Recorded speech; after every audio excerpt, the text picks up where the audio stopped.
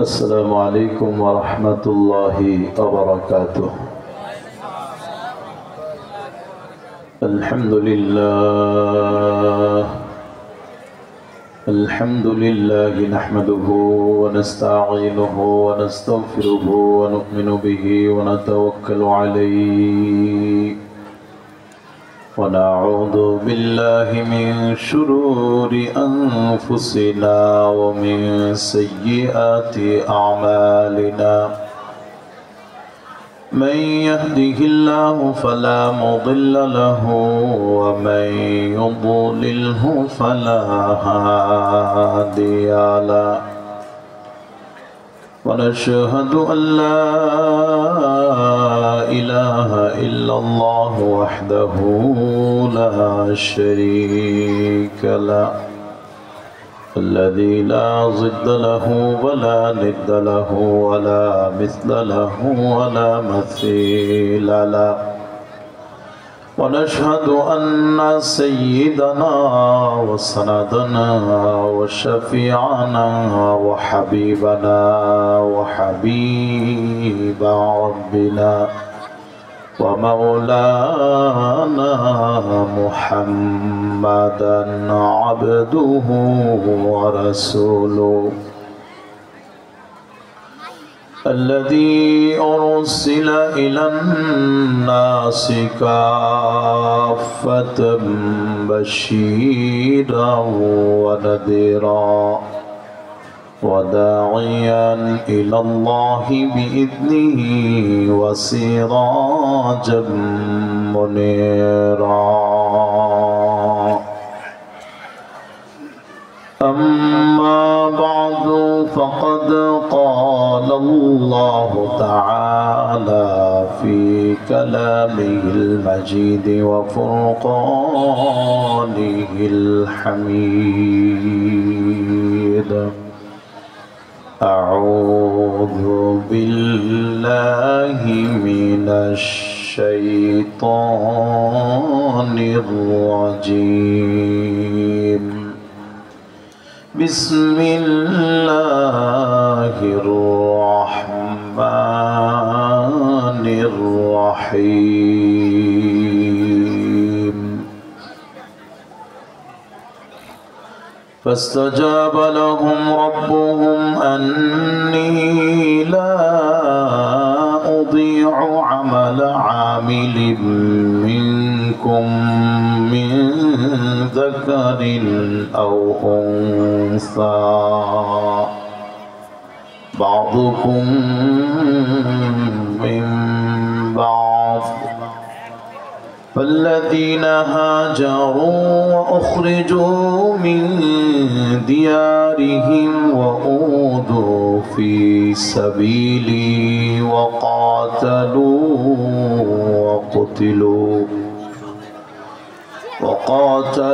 وقتلوا لأكفرن عنهم سيئاتهم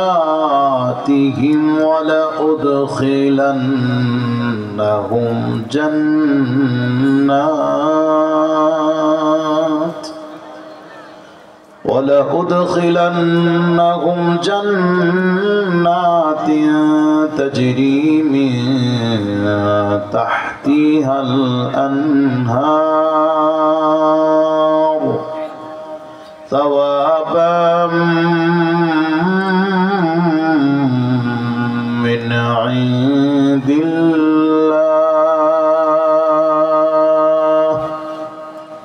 والله عنده حسن الثواب.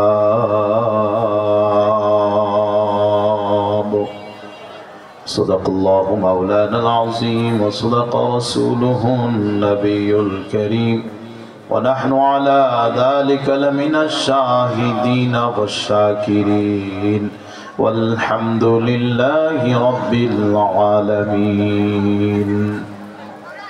বরকতের উদ্দেশ্যে আমরা সকলেই মহব্বতের সাথে আওয়াজ দিয়ে নামাজের ভিতরে দরুদ শরীফ পড়ি। দয়া করে সকলেই পড়ুন।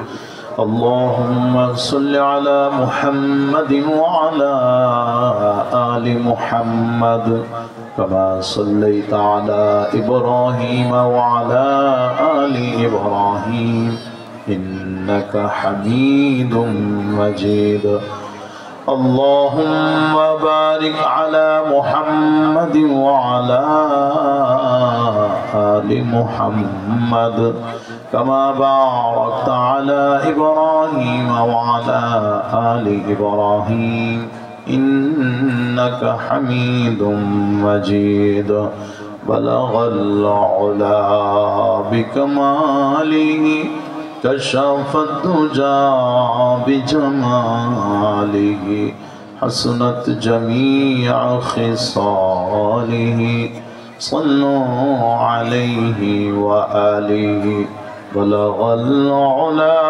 بكماله كشف الدجى بجماله حسنت جميع خصاله صلوا عليه وآله أستغفر الله ربي من كل ذنب وأتوب إليه لا حول ولا قوة إلا بالله العلي العظيم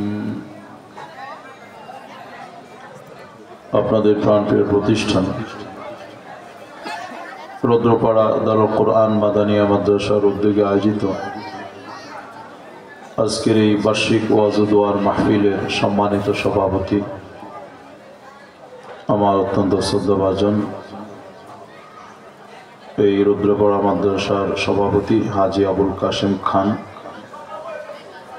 মুআজ্জাজ হযরত উলামায়ে কেরাম, ইতিমধ্যেই আমাদের প্রাণপ্রিয় রাহবার বাংলাদেশের শীর্ষস্থানীয় আলেমে দ্বীন আজকের এই মাহফিলের প্রধান অতিথি আল্লামা আব্দুল্লাহ ওয়াসাব হুজুর দামাত বরকাতুহুল আলিয়া তাশরীফ এনেছেন। আমার পিতৃসমতুল্য মুরব্বী সাহেবান, প্রাণের যুবক ভাইরা, সর্বস্তরের মুসলমান ভাই ও বন্ধুগণ, পর্দার আড়ালে বসে গভীর মনোযোগ দিয়ে শুনতেছেন আমার সম্মানিত মুসলিম মা ও মহিলারা। মহান আল্লাহ তাআলার অজস্র মেহেরবানি, যিনি আমাদেরকে দয়া করেছেন, মায়া করেছেন, যিনি আমাদেরকে মহব্বত করেছেন, ভালোবেসেছেন, যিনি আমাদেরকে পছন্দ করেছেন, মনোনীত করেছেন,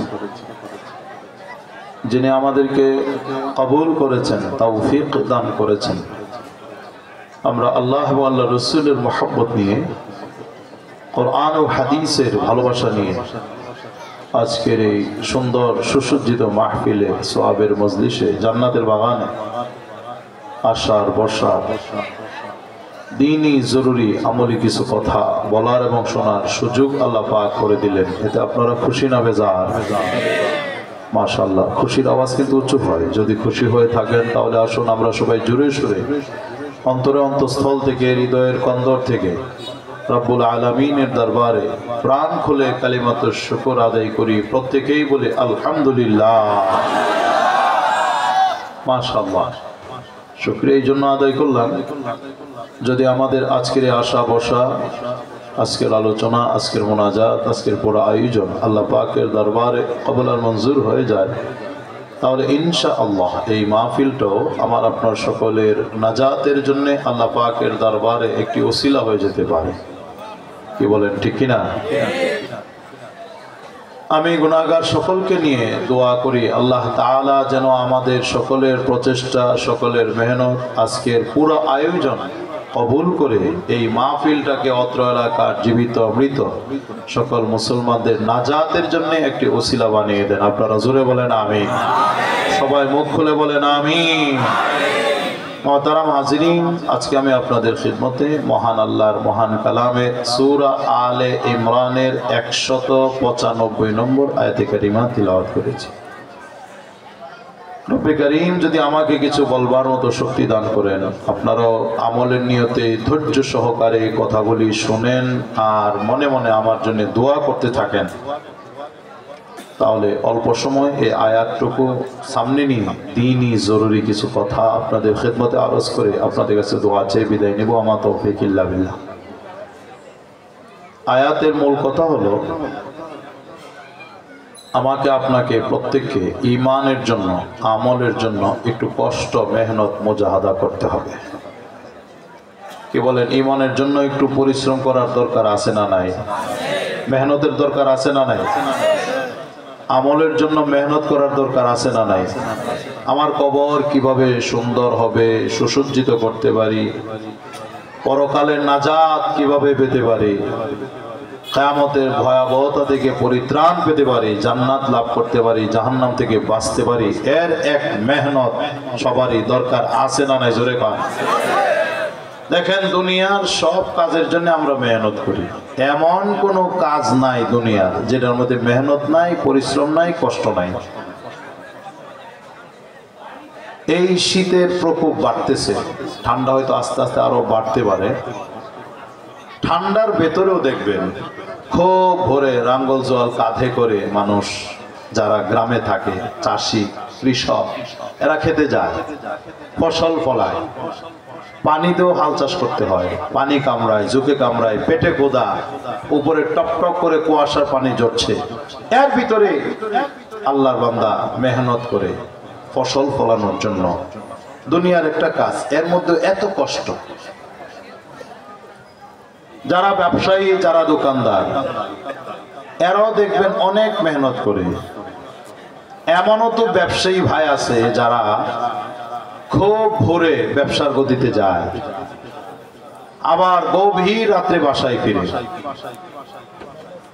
সকালবেলায় যখন ব্যবসার গতিতে যায়, বাচ্চাদেরকে ঘুমন্ত রেখে যায়, আবার রাত্রে যখন বাসায় ফিরে বাচ্চাদেরকে এসে ঘুমন্তই দেখতে পারে, সজাগ আর দেখতে পারে না। এমন ব্যবসায়ী আছে না নাই? তাহলে কত কষ্ট করে ব্যবসার জন্য, দোকানদারির জন্য। একজন ডাক্তার রোগী দেখলেই তো মাশাআল্লাহ পয়সা পায়, কিন্তু এরপরে এই কাজে অনেক মেহনত তাদের আছে। আপনারা তো ঢাকাতে যান, দেখেন, জানেন, পুরান ঢাকায় এমনও ডাক্তার আছে, উনি রোগী দেখা শুরু করে এসার পর থেকে সারা রাত রোগী দেখে, ঘুম নাই। এমনও ডাক্তার আছে তার সময়টা এই ফার্মেসি, ওই ফার্মেসি, এই হসপিটাল, ওই হসপিটাল সময় বন্টন করা, যে কারণে দুপুরের লাঞ্চটা কোনো চেম্বারে বসে সুন্দর করে খেতে পারে না। এই এক চেম্বার থেকে আরেক চেম্বারে, এক হসপিটাল থেকে আরেক হসপিটালে যাওয়ার পথে গাড়ির মধ্যেই 2-4 লোক থাপ থুপ মাইরা দেয়।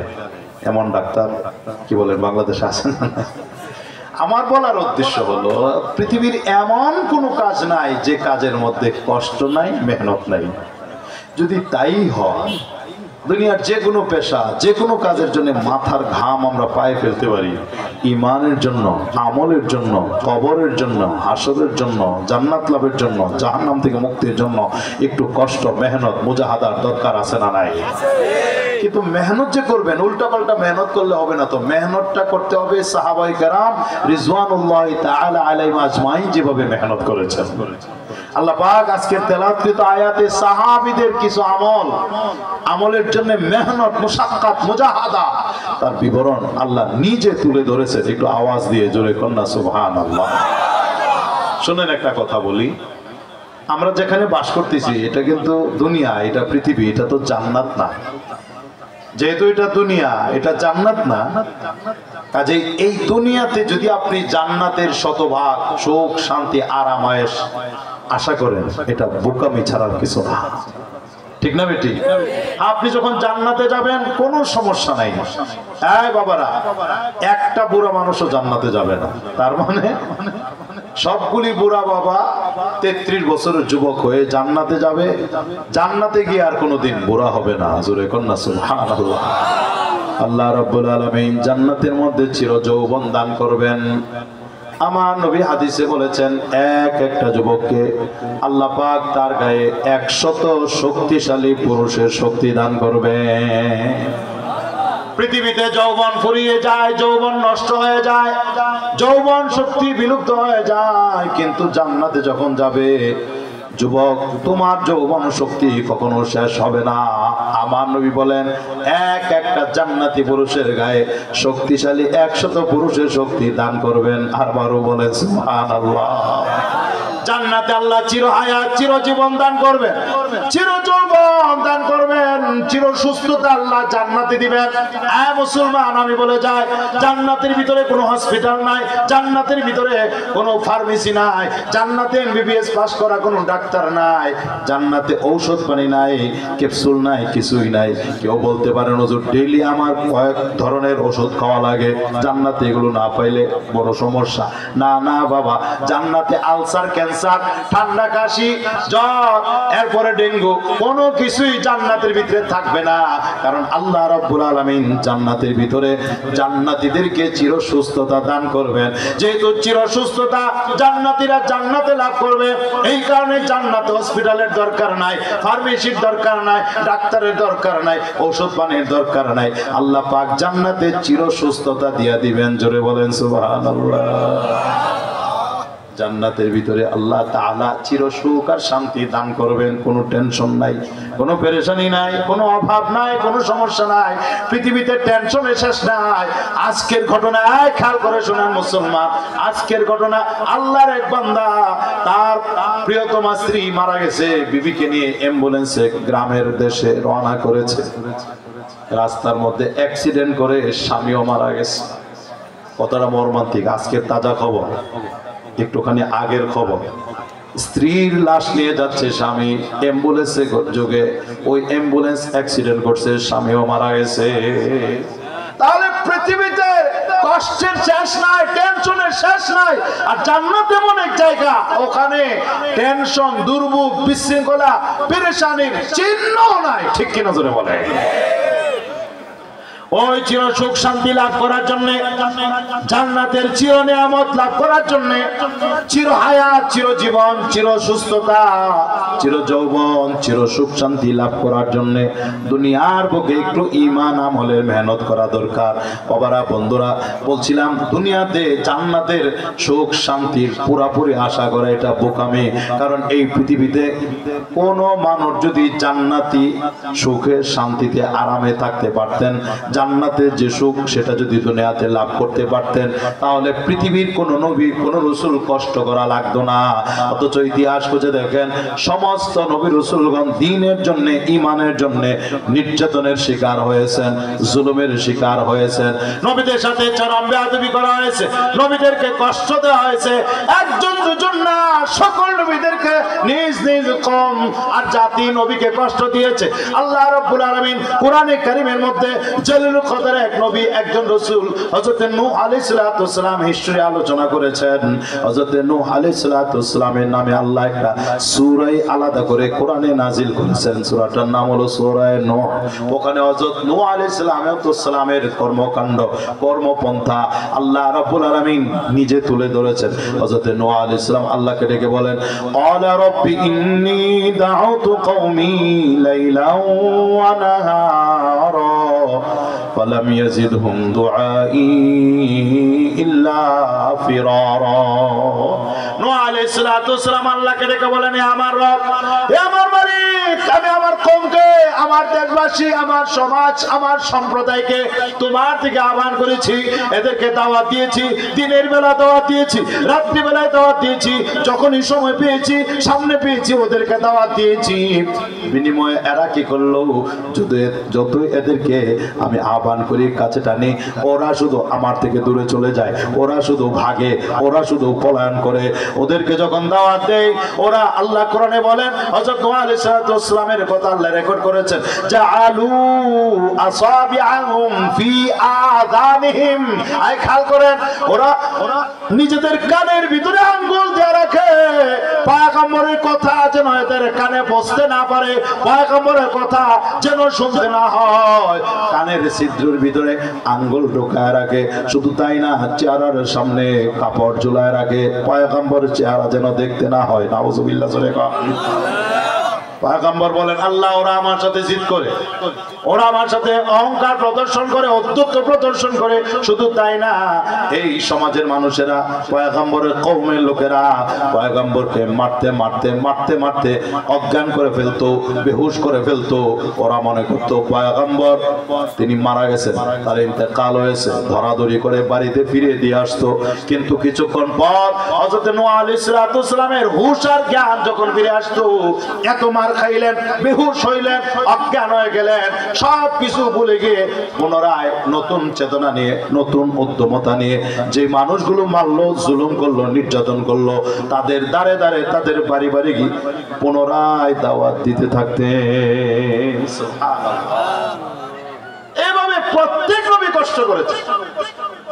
দেখেন আমাদের ধর্মীয় জাতির পিতা কি নাম? এখনো শিখেন না? এখনো কি ভুল কথা কইবেন? কর না, আমাদের জাতির পিতার নাম কি? ইব্রাহিম আলাইহিস সালাম। এখন তো সেই কথাগুলো বলা যায় না, কোনো অসুবিধা আছে? বন্ধুরা আমার, হযরত ইব্রাহিম আলাইহিস সালাম জাতির পিতা, অথচ তদানীন্তন সময় সরকার প্রধান কুখ্যাত নমরুদ এত বড় পয়গম্বরকে জ্বালিয়ে পুড়িয়ে মারার প্ল্যান করেছিল, ঠিক কিনা জোরে বলেন? আগুনের মধ্যে ফেলে দিয়েছিল। ইনি এত বড় পয়গম্বর, যতগুলি দোয়া আল্লাহর দরবারে করেছেন, একটা দোয়া আমার আল্লাহ ফিরায় দেন নাই, সবগুলি দোয়া কবুল করেছেন। চিল্লায় বলেন সুবহানাল্লাহ। আমার আপনার জীবনে কয়টা দোয়া কবুল হয়েছে আমি মনে হয় গ্যারান্টি দিয়েও বলতে পারবো না, ঠিক কিনা জোরে বলেন? কিন্তু পয়গম্বর আল্লাহর দরবারে এত মকবুল, এত দামি, যতগুলি দোয়া করছেন সব কবুল। এক রাত্রে এক মাহফিলে পয়গম্বরের সব দোয়া আলোচনা করা সম্ভব না। আমি শুধু ইঙ্গিত হিসাবে দুইটা দোয়ার কথা আপনাদের সামনে সংক্ষিপ্তভাবে পেশ করতে চাই। হযরত ইব্রাহিম আলাইহিস সালাম যখন বার্ধক্য উপনীত হয়ে গেলেন, বুড়া বয়সে পৌঁছে গেছেন, তিনি হয়ে গেছেন বুড়া, স্ত্রী হয়ে গেছে বুড়ি, এমন সময়ে দিলের ভিতরে সন্তানের আগ্রহ জন্মেছে। তিনি আল্লাহর কাছে দোয়া করলেন, রব্বি হাবলি মিনাস সালিহিন, হে আমার রব, হে আমার মালিক, মেহেরবানি করে তোমার পক্ষ থেকে আমাকে একজন নেককার সন্তান দান করো। মুসলমান, কেউ গলার আওয়াজ বন্ধ রাখবেন না, ইমানি চেতনা নিয়ে আল্লাহকে খুশি করার জন্য চিৎকার দিয়ে বলেন, সন্তান দেওয়ার একমাত্র মালিক কে? দেখেন না আওয়াজটা আর একটু উঁচা করা যায় কিনা? জোরে বলেন, সন্তান দেওয়ার কেবলমাত্র, শুধুমাত্র, একমাত্র মালিক কে? চিল্লায় কর। আল্লাহ ছাড়া কেউ সন্তান দিতে পারেনি। খাজা বাবা, মাজা বাবা, গাঞ্জা বাবা, গাছ বাবা, খেতা বাবা, তালা বাবা, মাটি বাবা, কত বাবা আছে বাংলাদেশে কলা গাছের মতো গজায় গেছে গা। আপনাদের আবার কারো চুলকানি আছে নিয়ে কথা কইলে? আমি তো মনে করি অ্যালার্জি চুলকানি থাকার কথা না। তাইলে আবারও বলেন, সন্তান দেওয়ার একমাত্র মালিককে? হযরত ইব্রাহিম আলাইহিস সালাম আল্লাহ পাকের দরবারে সন্তান চেয়েছেন। যদি আল্লাহ ছাড়া কেউ সন্তান দেওয়ার মালিক হতো, বাংলাদেশের কোন বাবা যদি সন্তান দেওয়ার মালিক হতে পারত, তাহলে ইব্রাহিম আলাইহিস সালাম, তিনি জাতির পিতা, তিনি সন্তানের জন্য আল্লাহর কাছে কেন দোয়া করবেন? যত বাবা হোক, সারা পৃথিবীর সবগুলি বাবারে পাইটা দিলেও পয়গম্বরের পায়ের ধুলার কাছেও যাইতে পারবে না। অথচ ইব্রাহিম আলাইহিস সালাম নিজের সন্তান নিজে তৈরি করার কোনো ক্ষমতা রাখেন না। ইব্রাহিম আলাইহিস সালামের মতো এত বড় পয়গম্বর, তিনিও সন্তান চেয়েছেন কার কাছে?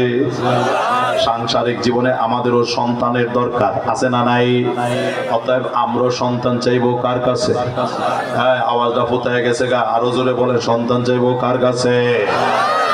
আল্লাহর কাছে। কিন্তু সন্তান যে চাবেন, কিভাবে চাবেন, এখান থেকে শিক্ষা। মুসলমান, আল্লাহর কাছে সন্তান চাইবেন যেভাবে ইব্রাহিম আলাইহিস সালাম সন্তান চেয়েছেন। ইব্রাহিম আলাইহিস সালাম আল্লাহর কাছে সন্তান চাইছেন, আল্লাহ মেহেরবানি করে আমাকে একজন নেককার সন্তান দান করো। আপনার সন্তান যেন নেককার হয়, আপনি নেককার সন্তান চাইবেন। আপনার ছেলে দরকার, বলবেন আল্লাহ আমাকে একজন নেককার ছেলে দাও। মেয়ে দরকার, বলবেন আল্লাহ আমাকে একজন নেককার মেয়ে দাও। নেককার শব্দটা দুয়ার মধ্যে যোগ করতে হবে। কারণ হলো রে বাবা, আপনার সন্তান যদি নেককার না হয়, আশঙ্কা আছে এই সন্তানই যখন বড় হবে, বড় হয়ে এই সন্তানই এক সময় আপনার গলায় ছুরি ধরতে পারে। এখন কথা ঠিক কিনা? বাংলাদেশে এমন সন্তান আছে কিনা যে নাকি বাবা মার গলায় ছুরি ধরছে? জোরে কন্যা একটা সেমরির নাম নাই বললাম, সেমরিটা গাজীপুরের কাশিমপুর কারাগারে বছরের পর বছর সে আটকা আছে। সে তার বাবা পুলিশ ইন্সপেক্টর, বাবা এবং মাকে নিজের হাতে ছুরি দিয়ে জবাই করে লাশগুলো টেনে টেনে বাথরুমের ভিতরে নিয়ে ফেলাইছে। আমি তো মনে করতাম মেয়েরা বোধহয় এদের সাহস নাই, এগুলা করে না। এখন তো দেখি মেয়েরাও কোনো অংশে পিছায়া না। কথা বলেন ঠিক কিনা? একটা মেয়ে হয়ে ফার্মেসি ঘুরে ঘুরে 60টা ঘুমের ক্যাপসুল, ঘুমের ট্যাবলেট সংগ্রহ করে চার সাথে মিশ্রিত করে 1 কাপ বাবাকে খাওয়ায় দিল, 1 কাপ চা মাকে খাওয়ায় দিল। অথচ এই বাবাই সন্তানের পিছনে প্রতি মাসে 50,000 টাকা হাত খরচ হিসাবে তার পিছনে ব্যয় করত।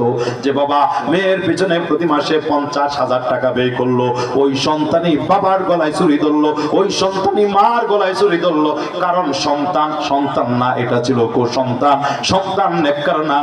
আমি তো বলি আমার ভাষায়, জানি না আপনারা রাগ করবেন কিনা, এটা তো মানুষ না, এটা ছিল জানোয়ার। ঠিক না? ঠিক। মানুষ যদি হইতো বাবা মার গলায় ছুরি ধরতে পারতো না। এই জন্য নেককার সন্তান তৈরি করার ফ্যাক্টরি হচ্ছে আপনাদের রুদ্রপুর মাদ্রাসা। মারহাবা বলেন। এই মাদ্রাসায় যে সন্তান, এই সন্তানদেরকে নেককার বানানো হয়, নেককার বানানো হয়। অনেকে আপনারা বুড়া বয়সে নামাজ ধরছেন, অনেকে 30 বছর বয়সে, অনেকে 40 বছর বয়সে নামাজ ধরছেন। আর এই মাদ্রাসায় এসে দেখবেন 7 বছরের ছোট্ট বাচ্চা, মাসুম বাচ্চা, লঙ্গিটা ঠিক মতো পড়তে পারে না, জামাতের সাথে নামাজটা আদায় করে।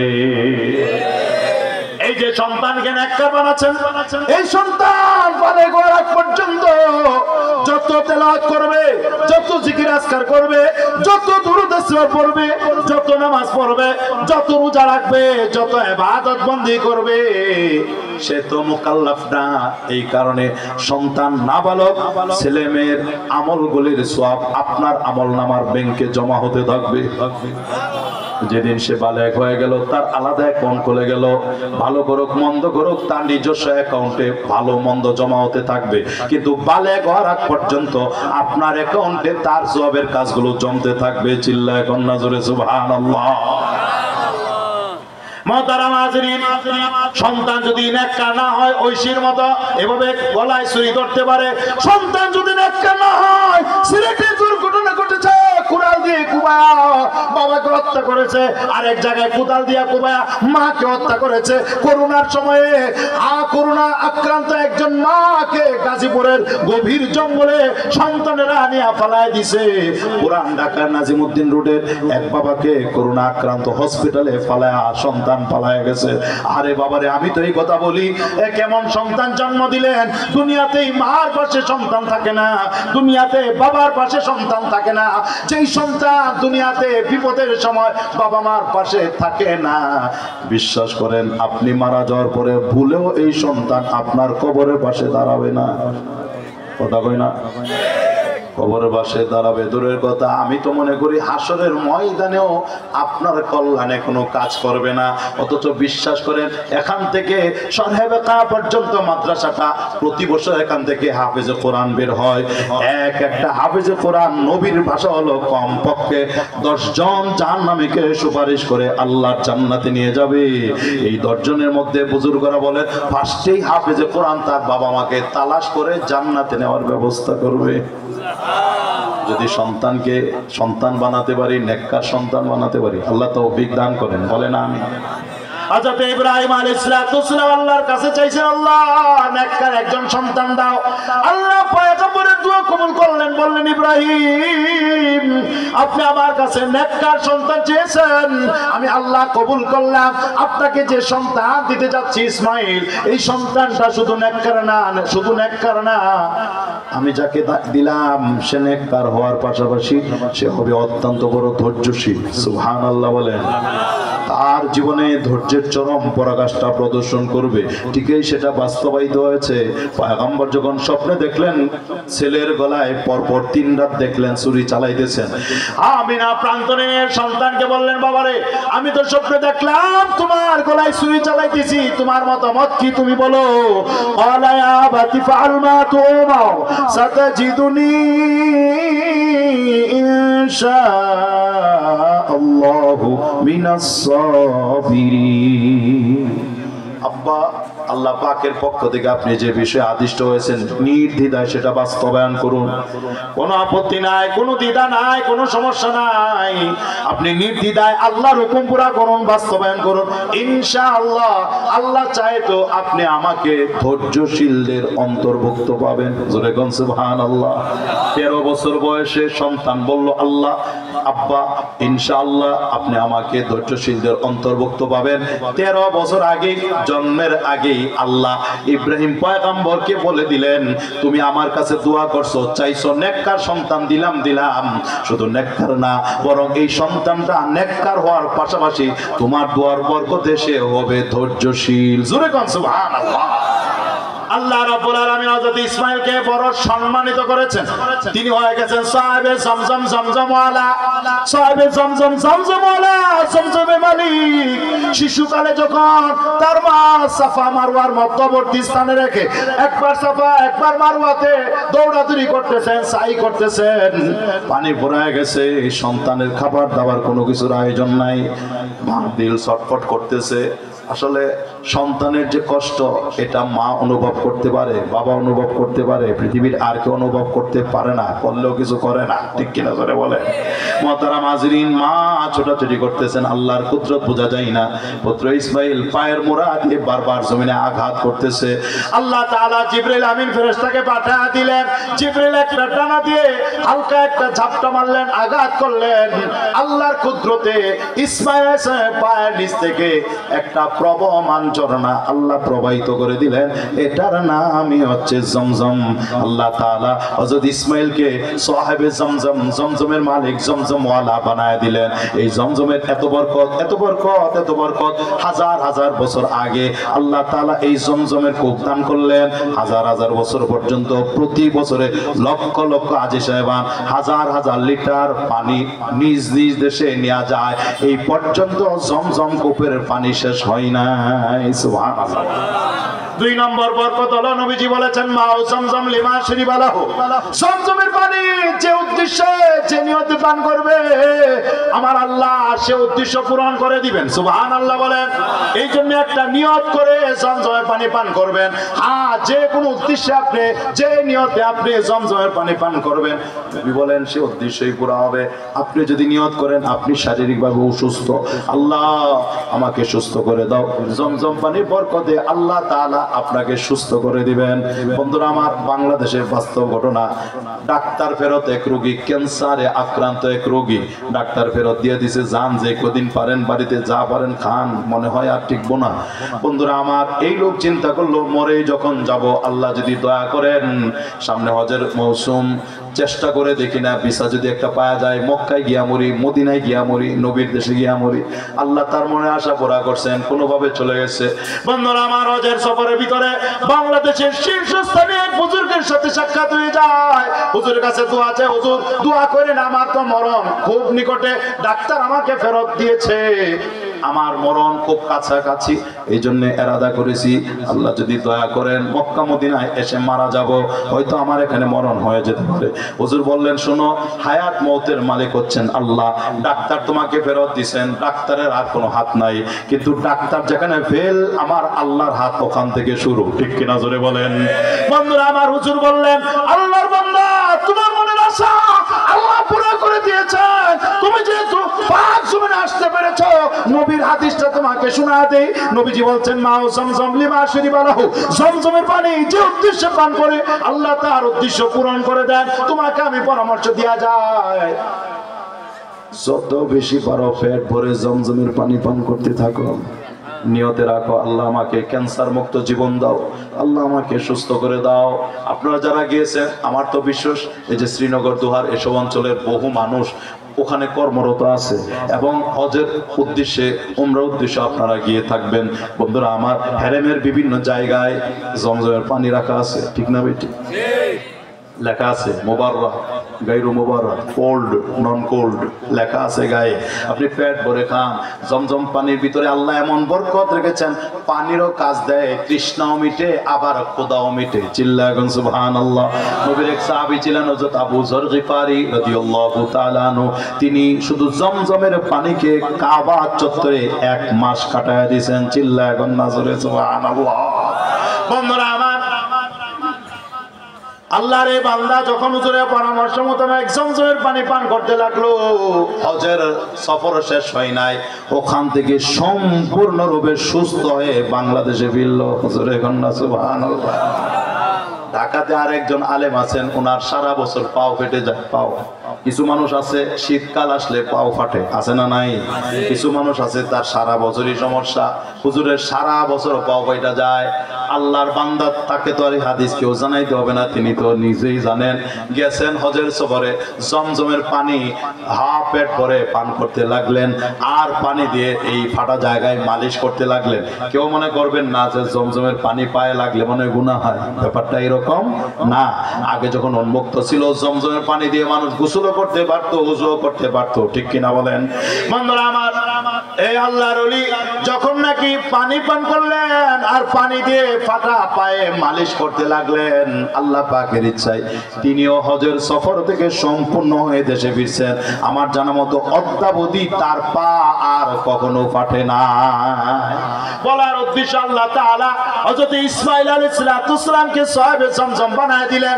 এটা হলো হযরত ইব্রাহিম নবীর একটা দোয়া। হযরত ইব্রাহিম আলাইহিস সালামের আরেকটা বড় দোয়া ছিল, আল্লাহ মেহেরবানি করে দয়া করে আখেরি পয়গম্বর রাহমাতুল লিল আলামিন বিশ্বনবী মুহাম্মদুর রাসূলুল্লাহ সাল্লাল্লাহু আলাইহি সাল্লামকে আমার বংশে প্রেরণ করো।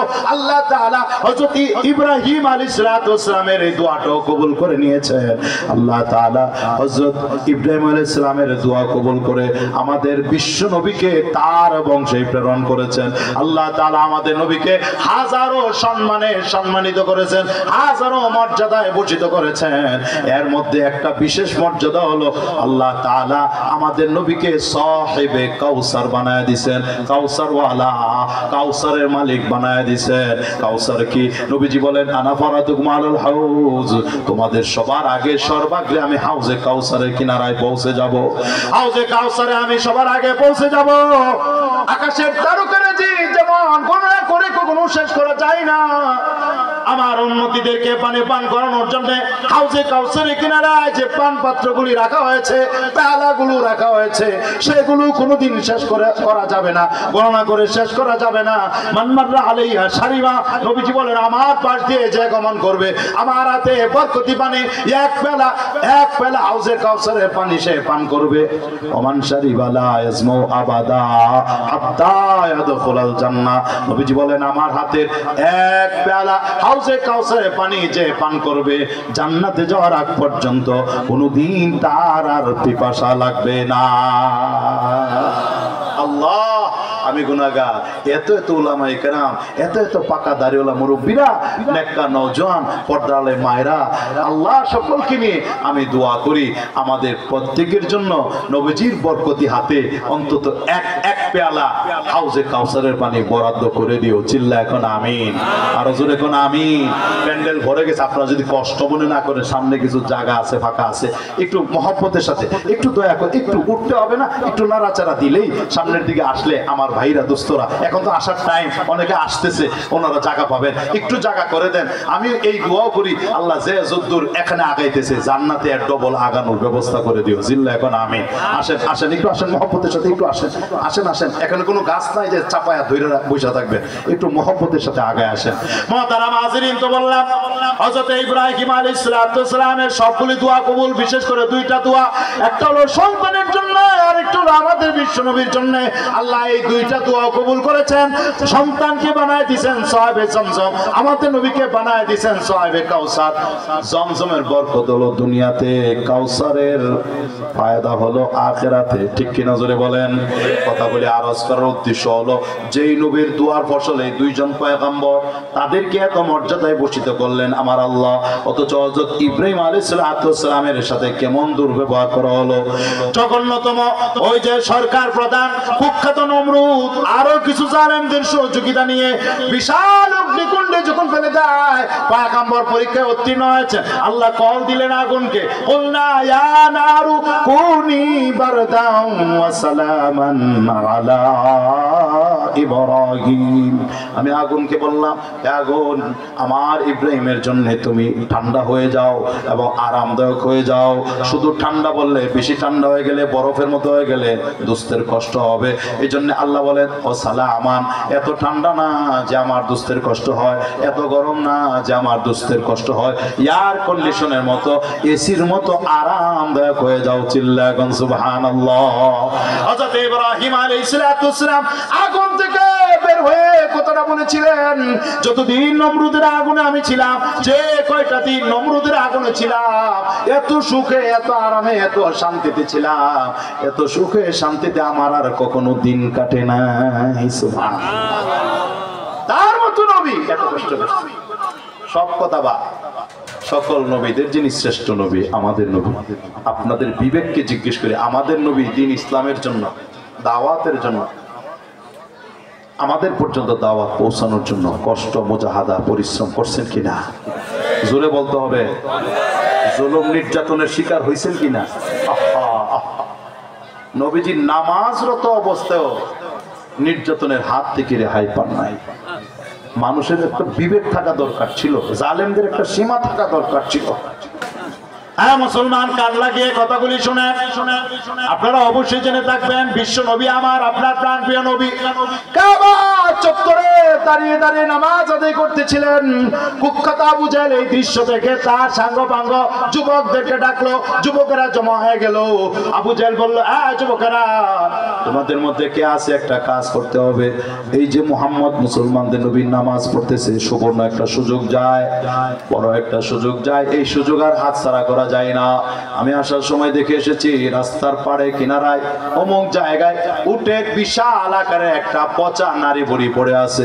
তোমাদের মধ্যে কে আছে রে পচা নারী বুড়িটা নিয়ে এসে মুহাম্মদের পাশে অপেক্ষা করতে থাকবে।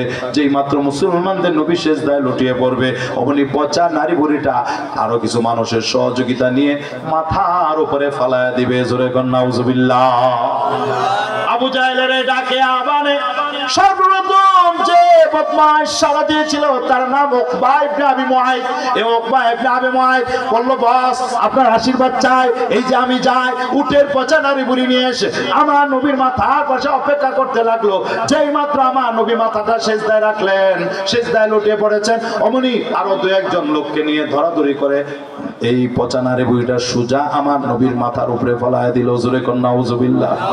আরে নামাজরত অবস্থায় আমার নবী জালেমদের জুলুম থেকে, নির্যাতনের হাত থেকে রেহাই পান নাই।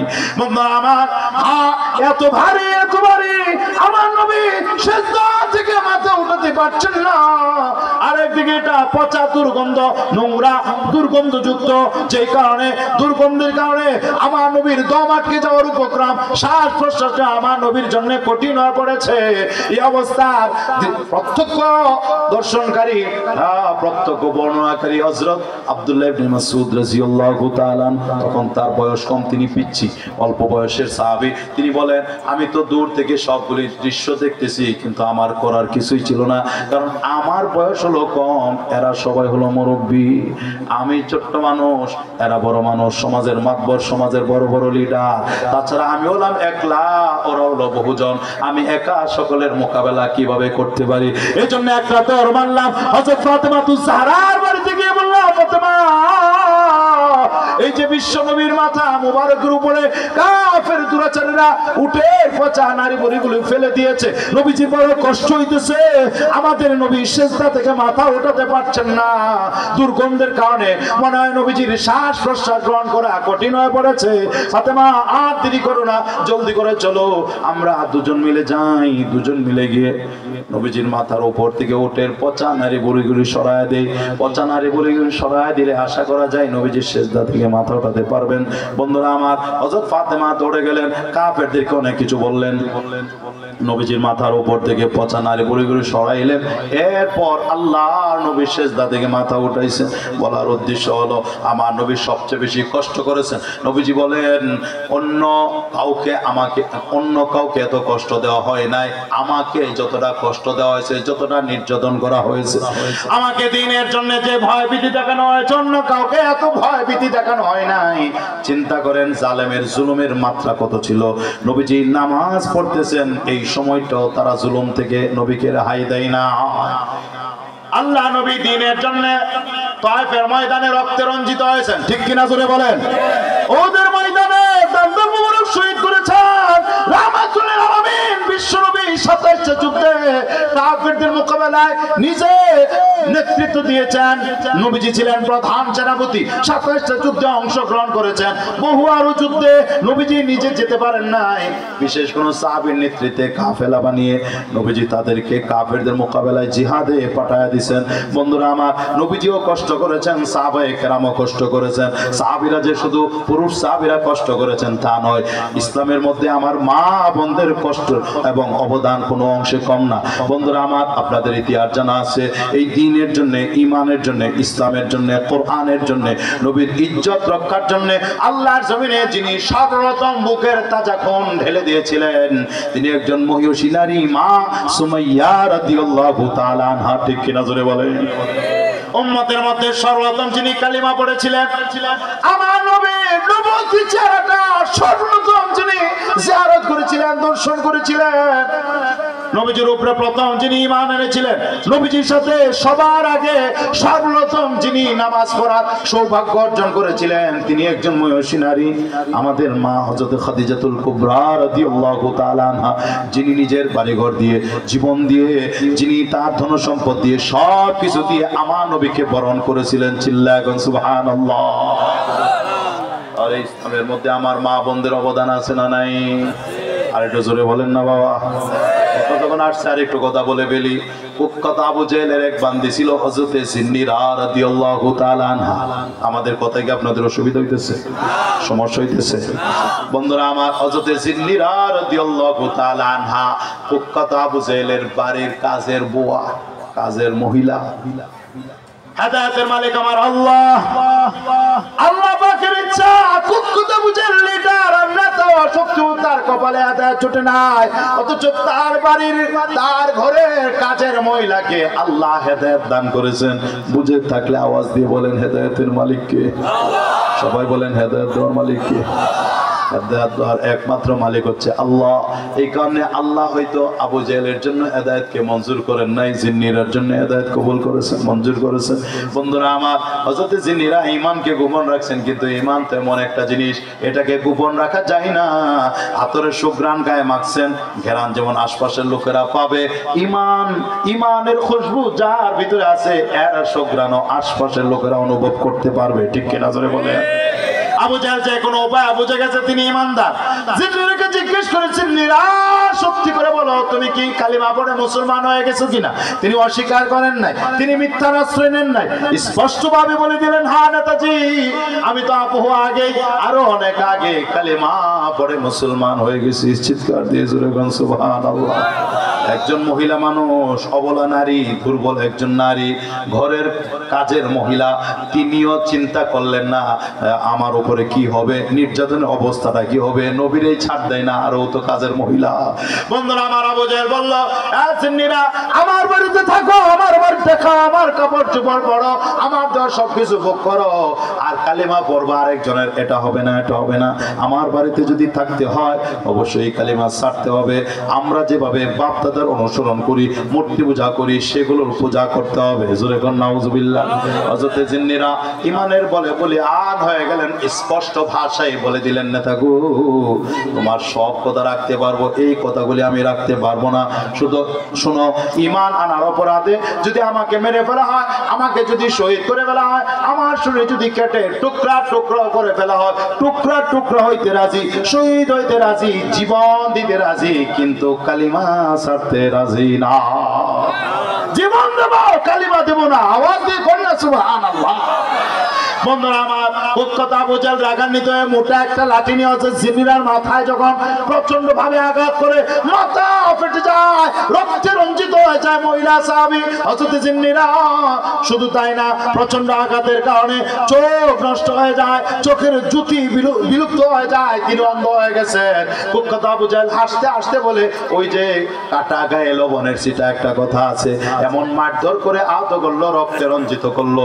আবারও বলে, শোনো জিন্নিরা, আমি তো তোমার মাথাটা ফাটাইলাম, মাথা থেকে রক্তক্ষরণ শুরু হয়েছে, কিন্তু তোমার চোখ দুইটা যে নষ্ট হয়ে গেছে, চোখ যে অন্ধ হয়ে গেছে, সেটা কেন জানোনি? এটার কারণ হলো, তোমাকে বলছিলাম আমাদের দেব দেবীর পূজা করার জন্য, তুমি যে অস্বীকার করেছো। আমার দেব দেবী, আমার ঠাকুর, আমার দেবতা যেগুলোর পূজা আমি করি, এইগুলোর অভিশাপ তোর উপরে পড়ছে, এই কারণে তুই অন্ধ হয়ে গেছো।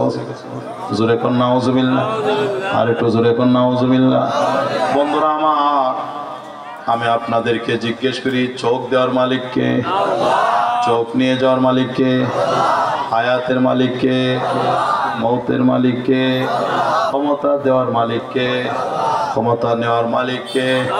আল্লাহ যদি ক্ষমতা নিতে চান 45 মিনিটের মধ্যে আউট হয়ে যায়, রান্না করা খাবারও খাওয়ার টাইম পাই না। সবকিছু কার হুকুমে হয়? জোরে বলতে হবে, কার হুকুমে হয়? হযরত জিন্নিরা আবু জাহেলের কথাগুলো বরদাস্ত করতে পারেন না, কষ্ট করে নিজের কামরার মধ্যে গেলেন, সোজা সিজদায় লুটিয়ে বললেন, আল্লাহর কাছে কেঁদে কেঁদে বলেন, আল্লাহ, আমি তো জানি তুমি হায়াতের মালিক, তুমি মৌতের মালিক, চোখ দেওয়ার মালিক তুমি, চোখ নেওয়ার মালিক তুমি।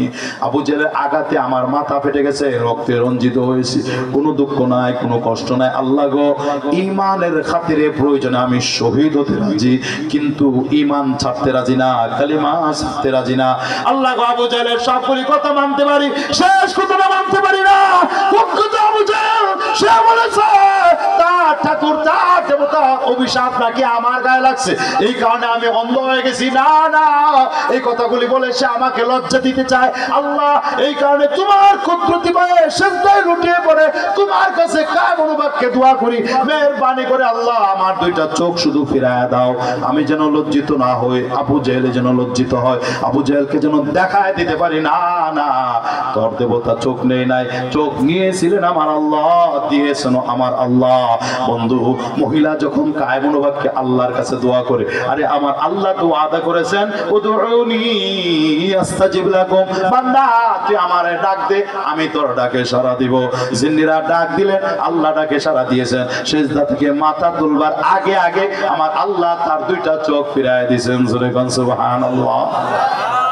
আমার বাজিরা বন্ধুরা, এই কারণে আজকের তেলাওয়াতকৃত আয়াত সূরা আলে ইমরানের 195 নম্বর আয়াতে আল্লাহ তাআলা সাহাবায়ে কেরামদের কষ্টের আমলের কথা কিছু এখানে বর্ণনা করেছেন। আমি শর্ট করে কথাগুলি আরজ করি, খেয়াল করেন। আল্লাহ বলেন, আস্তাজাবা লাহুম রাব্বুহুম আন্নী লা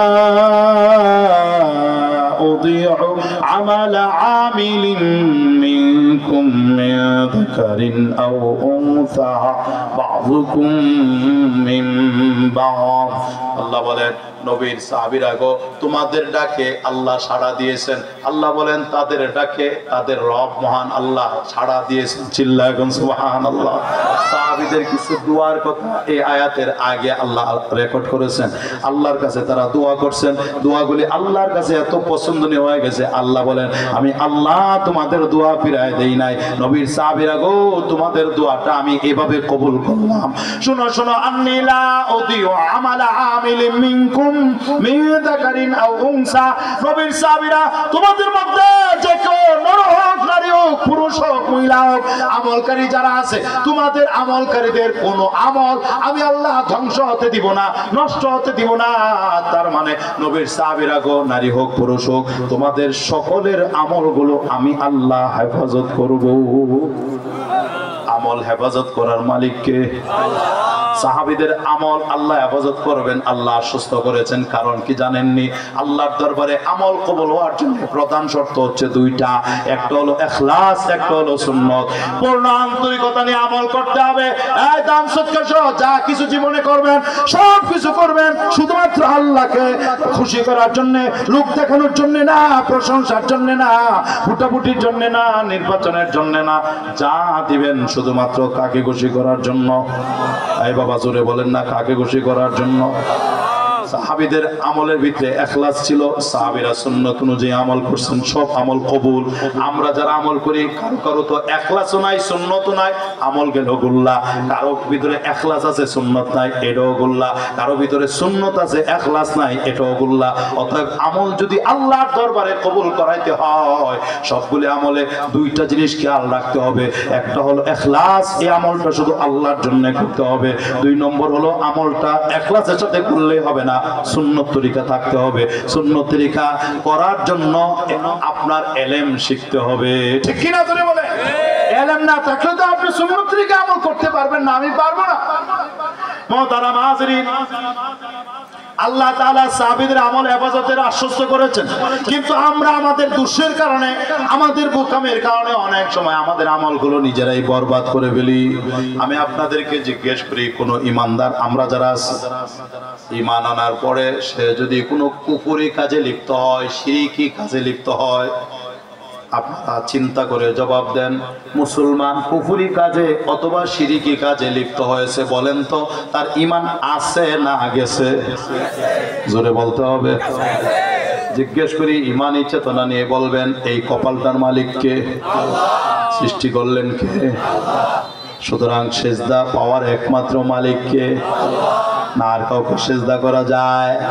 আল্লাহ ছাড়া আর কাউকে সেজদা করা যায় না। নবীজি বলেছেন, পৃথিবীতে আল্লাহ ছাড়া আর কাউকে যদি সেজদা করার সিস্টেম থাকতো, লা আমারতুল মারআতা আন তাসজুদা লিজাওজিহা, আমি উম্মতের নারীদেরকে নির্দেশ করতাম ওরা যেন নিজ নিজ স্বামীর পায়ে সেজদা করে। কিন্তু আল্লাহ ছাড়া যেহেতু কাউকে সেজদা করা যায় না, স্বামীর পায়ে সেজদা করা যাবে না, পীরের পায়ে দূরের কথা, অন্য কোনো বাবার পায়ে দূরের কথা, স্বামীর পায়ে সেজদা করা যাবে না। একমাত্র সেজদা কার জন্য বরাদ্দ? চিল্লায় কর।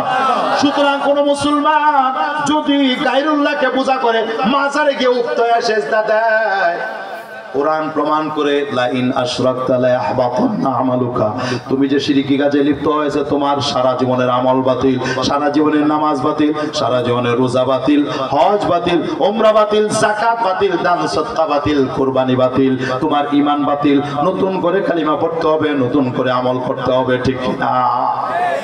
তাহলে বোঝা গেল ঈমানের পরে কুফর শিরকে লিপ্ত হলে ঈমান বাতিল হয়, আমল বাতিল হয়ে যায়। এমনি হবে আপনারা দামি আমল দান সদকায় শামিল হয়ে থাকেন। মনে রাখবেন মুসলমান, অন্য যত আমল আছে, আমল যদি একটা করে আমার আল্লাহ সওয়াব দান করেন 10টা। চিল্লায় কোন না সুবহানাল্লাহ। কিন্তু দানের ব্যাপারটা হলো এমন, একটা টাকা যদি দান করে, আল্লাহর কোরআন প্রমাণ করেছে 1/700, মানে একটা টাকা কেউ যদি দান করে, ফার্স্টে আমার আল্লাহ 700 নাকি দান করেন। আওয়াজ দিয়ে বলতে হবে সুবহানাল্লাহ। এই যে কষ্টের হাজার হাজার টাকা, এমনকি অনেকে লক্ষ লক্ষ টাকা দান করে, কিন্তু দান করে যদি আবার খোটা দেন, খোটা দিলে আমল বাতিল, সওয়াব বাতিল, ঠিক কি না? জোরে বলেন। নিজেই মাইক লইয়া প্রচার করে, শ্রীনগরে দোহারে এমন কোন মসজিদ মাদ্রাসা নাই যেখানে আমার দান নাই। কথার কথা, এমন যদি নিজেরটা নিজেই প্রকাশ করে, প্রচার করে, সওয়াব কইবনি? জোরে বলেন। অথবা যদি এইভাবে কোটা লাগায় ঠেস দিয়া কয়, আমি যদি টাকাটা না দিতাম অমুক মাদ্রাসা হইতুনি, আমি টাকাটা না দিলে অমুক মসজিদ হইতুনি, এমন মানুষ বাংলাদেশে আসেনি? জোরে কোন না? বাবারা, বন্ধুরা হাত জোর করে অনুরোধ করে বলে যায়, 10 টাকা থেকে 10 লক্ষ টাকা দিতে পারেন, কিন্তু কোনোদিন খোটা দিবেন না, কোনোদিন নিজের দানের কথা বলে বেড়াবেন না, প্রকাশ করবেন না, তাহলে আপনার ঘাম ঝরা টাকার যে সওয়াব নষ্ট হয়ে যাবে। আল্লাহ কোরআনে বলেন, আন্নী লা উযীউ আমালা আমিলিন মিনকুম যাকারিন আও উনসা, নবীর সাহাবীরা নারী হোক পুরুষ হোক তোমাদের মধ্য থেকে আমলকারীদের আমল আমি আল্লাহ ধ্বংস হতে দিব না, বিনষ্ট হতে দিব না, মানে আমি হেফাজত করব। এই আয়াতটা মূলত নাজিল হয়েছিল আমাদের এক মা রাসূলের পবিত্রতমা স্ত্রী হযরত উম্মে সালামা রাদিয়াল্লাহু তাআলা আনহার একটা কথাকে কেন্দ্র করে। নবীর স্ত্রী হযরত উম্মে সালামা একদিন বিনয়ের সঙ্গে নবীজির কাছে আরজ করলেন, ইয়া রাসূলুল্লাহ একটা কথা জানতে চাই, বলো। ইয়া রাসূলুল্লাহ, সমগ্র কোরআনে জায়গায় জায়গায় আমার আল্লাহ পুরুষদেরকে খেতাব করে, পুরুষদেরকে লক্ষ্য করে, পুরুষদেরকে সম্বোধন করে অনেক কথা বলেছেন। ইয়া আইয়ুহাল্লাযীনা আমানু, এইভাবে আল্লাহ অনেক ডাক দিয়েছেন। এই কথাগুলো মূলত পুরুষদেরকে ডাক দেওয়া হয়। আল্লাহ পুরুষদেরকে খেতাব করে অনেক কথা বললেন। আমরা তো কোনো কথা নাই, আমরা যে মহিলাদের কোনো আলাপ সালাপ নাই। আল্লাহ তাআলা সূরা আলে ইমরানের 195 নম্বর আয়াত নাজিল করে ক্লিয়ার করলেন, মিন যাকারিন আও উনসা, নারী হোক অথবা পুরুষ হোক। এই যে নারীর কথাটা আল্লাহ বলে দিলেন, নারী হোক পুরুষ হোক তোমাদের আমল আমি আল্লাহ ধ্বংস করব না। হযরত উম্মে সালামার জবাবে, কথার জবাবে আল্লাহ আয়াত নাজিল করেছেন। মনে রাখবেন মুসলমান, নবীর সব স্ত্রীরাই বুদ্ধিমান ছিলেন, জ্ঞানী ছিলেন। আম্মা জান একটু বেশি জ্ঞানী ছিলেন, সুবহানাল্লাহ বলেন। বড় বড় সাহাবীরা আম্মা জান আয়েশা সিদ্দিকা রাদিয়াল্লাহু তাআলা আনহার শাগরিদ ছিলেন। বন্ধুরা আমার, হযরত উম্মে সালমা রাদিয়াল্লাহু তাআলা আনহা একবার নবীজিকে বললেন, নবী গো আরেকটা বিষয় আপনার মাধ্যমে জানতে চাই। দুনিয়ার হুররা, আরে কি বলে জান্নাতের হুররা, জান্নাতে বেশি সুন্দরী হবে না দুনিয়ার নেককার বিবিরা মহিলারা বেশি সুন্দরী হবে? আমরা তো জানি জান্নাতি হুররা অনেক সুন্দর, অনেক সুন্দর, যার কোনো তুলনা হয় না। কিন্তু মহিলা, দুনিয়ার নেককার মহিলা, তাদের অবস্থাটা কি হবে? নবীজি বললেন, উম্মে সালামা শুনো, জান্নাতের হুররা যতই সুন্দর হোক না কেন, তারা যত বেশি রূপবতী সুন্দরী হোক না কেন, কিন্তু দুনিয়ার নেককার মহিলা নামাজ পড়ে, পর্দায় চলে, স্বামীর খেদমত করে, রোজা পালন করে, এরপরে যত বিধান আছে সেগুলো মানার চেষ্টা করে, এমন একজন নেককার মহিলা যখন জান্নাতে যাবে, আল্লাহ রাব্বুল আলামিন জান্নাতের হুরদের চেয়েও দুনিয়ার নেককার বিবিদেরকে অধিক সুন্দরী বানায়া দিবেন। চিল্লায়া এখন সুবহানাল্লাহ। আপনার বিবি হবে জান্নাতে হুরদের চেয়ে বেশি সুন্দরী। একটু আওয়াজ দিয়ে সুবহানাল্লাহ। হোক না আকাল কুশিত, হোক না অশিক্ষিত, কিন্তু এই মহিলাটা যদি নামাজি হয়, পর্দানিশী নয়, আল্লাহওয়ালি হয়, স্বামীর খেদমত করে, রোজা পালন করে, এক হাদিসে নবীজি 4 আমলের কথা বলছেন। মহিলারা যদি এই 4টা আমল করে, সময় মতো নামাজ পড়বে, রমজান মাস আসলে রোজা রাখবে, নিজের সতীত্বের হেফাজতের জন্য পর্দায় চলবে, পর্দার বিধান মেনে চলবে, স্বামীর খেদমত করবে, 4 আমল যদি কোনো নারী করে, আমল করবে 4টা, আল্লাহর জান্নাত হলো 8টা, 4 দোকানে আল্লাহর 8টা জান্নাতের দরজা তার জন্য খোলা থাকবে। যে কোনো দরজা দিয়ে ইচ্ছা এই নারী সোজা আল্লাহর জান্নাতে চলে যাবে। হযরত উম্মে সালমা বললেন, নবী গো দুনিয়ার কালো মহিলাটা জান্নাতি হুরদের চেয়েও বেশি সুন্দরী কেমনে হবে? এটা কি করে হয়? নবীজি বললেন, ঠিক আছে উম্মে সালমা, আগে তোমাকে কয়েকটা কথা জিজ্ঞাসা করি, তুমি বলো। বলো, দুনিয়ার নেককার বিবিরা নামাজের জন্য তো অনেক কষ্ট করে। হ্যাঁ, তো জান্নাতি হুররা নামাজ পড়েনি? না। দুনিয়ার নেককার বিবিরা রমজান মাস আসলে রোজা রাখে, ইফতার সিহরির জন্য কষ্ট করে। হ্যাঁ, জান্নাতে হুররা রোজা রাখেনি? না। দুনিয়ার নেককার বিবিরা সংসার গোছায় রাখে, ঘর দুয়ার ঝাড়ু দেয়, কাপড় চোপড় দেয়, এরপরে স্বামীর খেদমত করে, সন্তান লালন পালন করে, সন্তানকে গর্ভে নেয়, প্রসব বেদনা সহ্য করে, 2 বছর পর্যন্ত বুকের নিংড়ানো দুধ সন্তানকে পান করায়। বলো বলো, এত কষ্ট জান্নাতি হুররা করেনি? কয় না, করে না। আল্লাহ নেই বললেন, তাহলে কোনটাই তো জান্নাতি হুররা করে না। উম্মে সালামা, নেককার মহিলারা দুনিয়াতে নামাজ পড়ে, কষ্ট করে রোজা রাখে, কষ্ট করে স্বামীর খেদমত করে, কষ্ট করে সন্তান লালন পালন করে, কষ্ট করে, এতগুলি কষ্ট জান্নাতি হুররা করে না। এই কষ্টগুলির কারণে আলবাসাল্লাহু বুজুহাহুন্নান নূর, ওই নেককার মহিলাদেরকে আল্লাহ এমন নূর দিবেন, এমন আলো দান করবেন, যেই কারণে দুনিয়ার এই নেককার কালো কুৎসিত হতে পারে মহিলা যদি আবেদা হয়, নেককার হয়, মতিয়া হয়, তাহলে এই মহিলাটা জান্নাতি হুরদের চেয়েও বেশি সুন্দরী হয়ে যাবে। 70-72 জন হুর আল্লাহ আপনাকে দিবেন জান্নাতে, আর সবার লিডার, সবার নেত্রী হবে আপনার নেককার বিবি। আওয়াজ দিয়ে কন্যা সুবহানাল্লাহ। আল্লাহ বলেন, নারী হোক পুরুষ হোক, তোমাদের আমল আমি আল্লাহ বিনষ্ট করব না। এবার আল্লাহ তাআলা এই খেয়াল করেন, আমার দিকে তাকান, সাহাবায়ে কেরামদের কয়েকটা আমলের কথা বলেন। ফাল্লাযীনা হাজারু ওয়া উখরিজু মিন দিয়ারিহিম ওয়া উযু ফি সাবিলি ওয়া কাতালু ওয়া কুতিলু। পাঁচটা আমলের কথা বলেছেন, ব্যাখ্যা করার টাইম আমার হাতে নাই, এই জন্য শুধু অনুবাদ করি। আল্লাহ বলেন সাহাবীদের একটা আমল হলো, আল্লাহ নিজে বয়ান করতেছেন, ফাল্লাযীনা হাজারু, যারা হিজরত করে, যারা দেশ ছাড়া, নিজের দেশ ছাড়া আরেক দেশে যায়, যেটাকে আরবিতে বলে হিজরত। হিজরত সাহাবীরা করেছেন, হিজরত আমার নবী করেছেন, বড় কষ্টের আমল।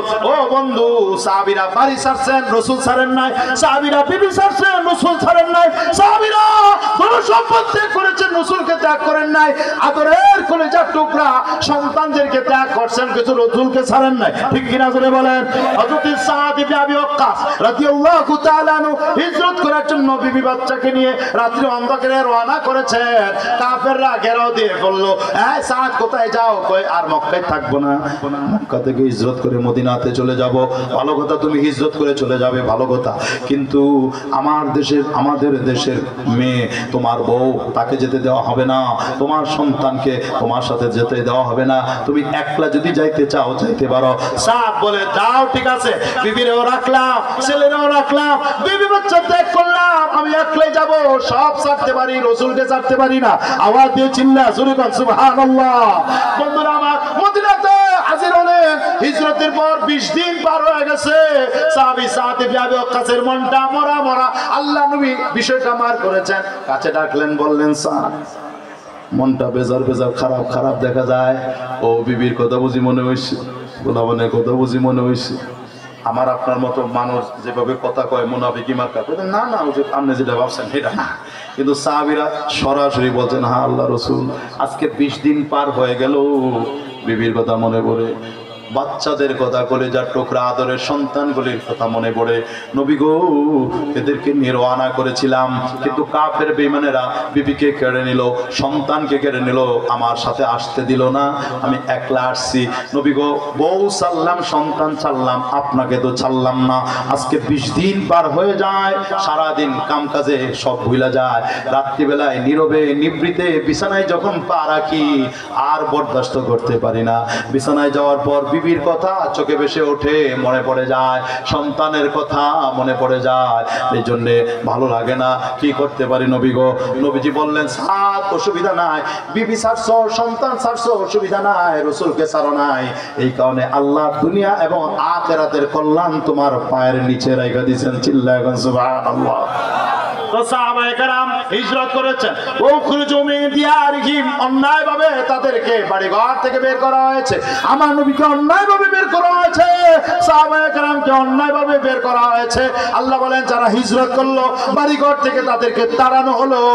ওয়া উযু ফি সাবিলি, আমার পথে এদেরকে অনেক কষ্ট দেওয়া হলো। এই আল্লাহ বলতেছেন, আমার রাস্তায়, আমার পথে সাহাবীদেরকে অনেক কষ্ট দেওয়া হলো। কি কষ্ট? আরে ইসলামের জন্য, নবীর জন্য কোন কোন সাহাবী ফাঁসির কাষ্টে ঝুলতে হয়েছে, কোন সাহাবীকে জবে করা হয়েছে, আর কোন সাহাবীর চোখ উপড়ানো হয়েছে, কোন সাহাবীর জীবন্ত সাহাবীর হাত পা জীবন্ত অবস্থায় কেটে টুকরা টুকরা করা হয়েছে, শরীরে চামড়া ছিলানো হয়েছে। খাসি জবা দিয়ে চামড়া ছিলানো হয়, খাসি কষ্ট পায় না, বকরি কষ্ট পায় না, কারণ জবের পর চামড়া ছিলানো হয়। কিন্তু নবীর সাহাবীর কারো কারো চামড়া জীবন্ত অবস্থায় ছিলানো হয়েছে। বন্ধুরা আমার, হাজার হাজার সাহাবীরা শাহাদাত বরণ করেছেন। বদর যুদ্ধে সাহাবীরা শহীদ হয়েছেন, ওদের যুদ্ধে সাহাবীরা শহীদ হয়েছেন, খয়বর খন্দকে শাহাদাত বরণ করেছেন, আযাবে শাহাদাত বরণ করেছেন। বীর মাওনার যুদ্ধে 70 জন হাফেজ কারি সাহাবীরা শাহাদাত বরণ করেছেন। বন্ড নবী মুসাইলামাতুল কাযযাবের মোকাবেলা করতে গিয়ে 1250 সাহাবী শাহাদাত বরণ করেছেন।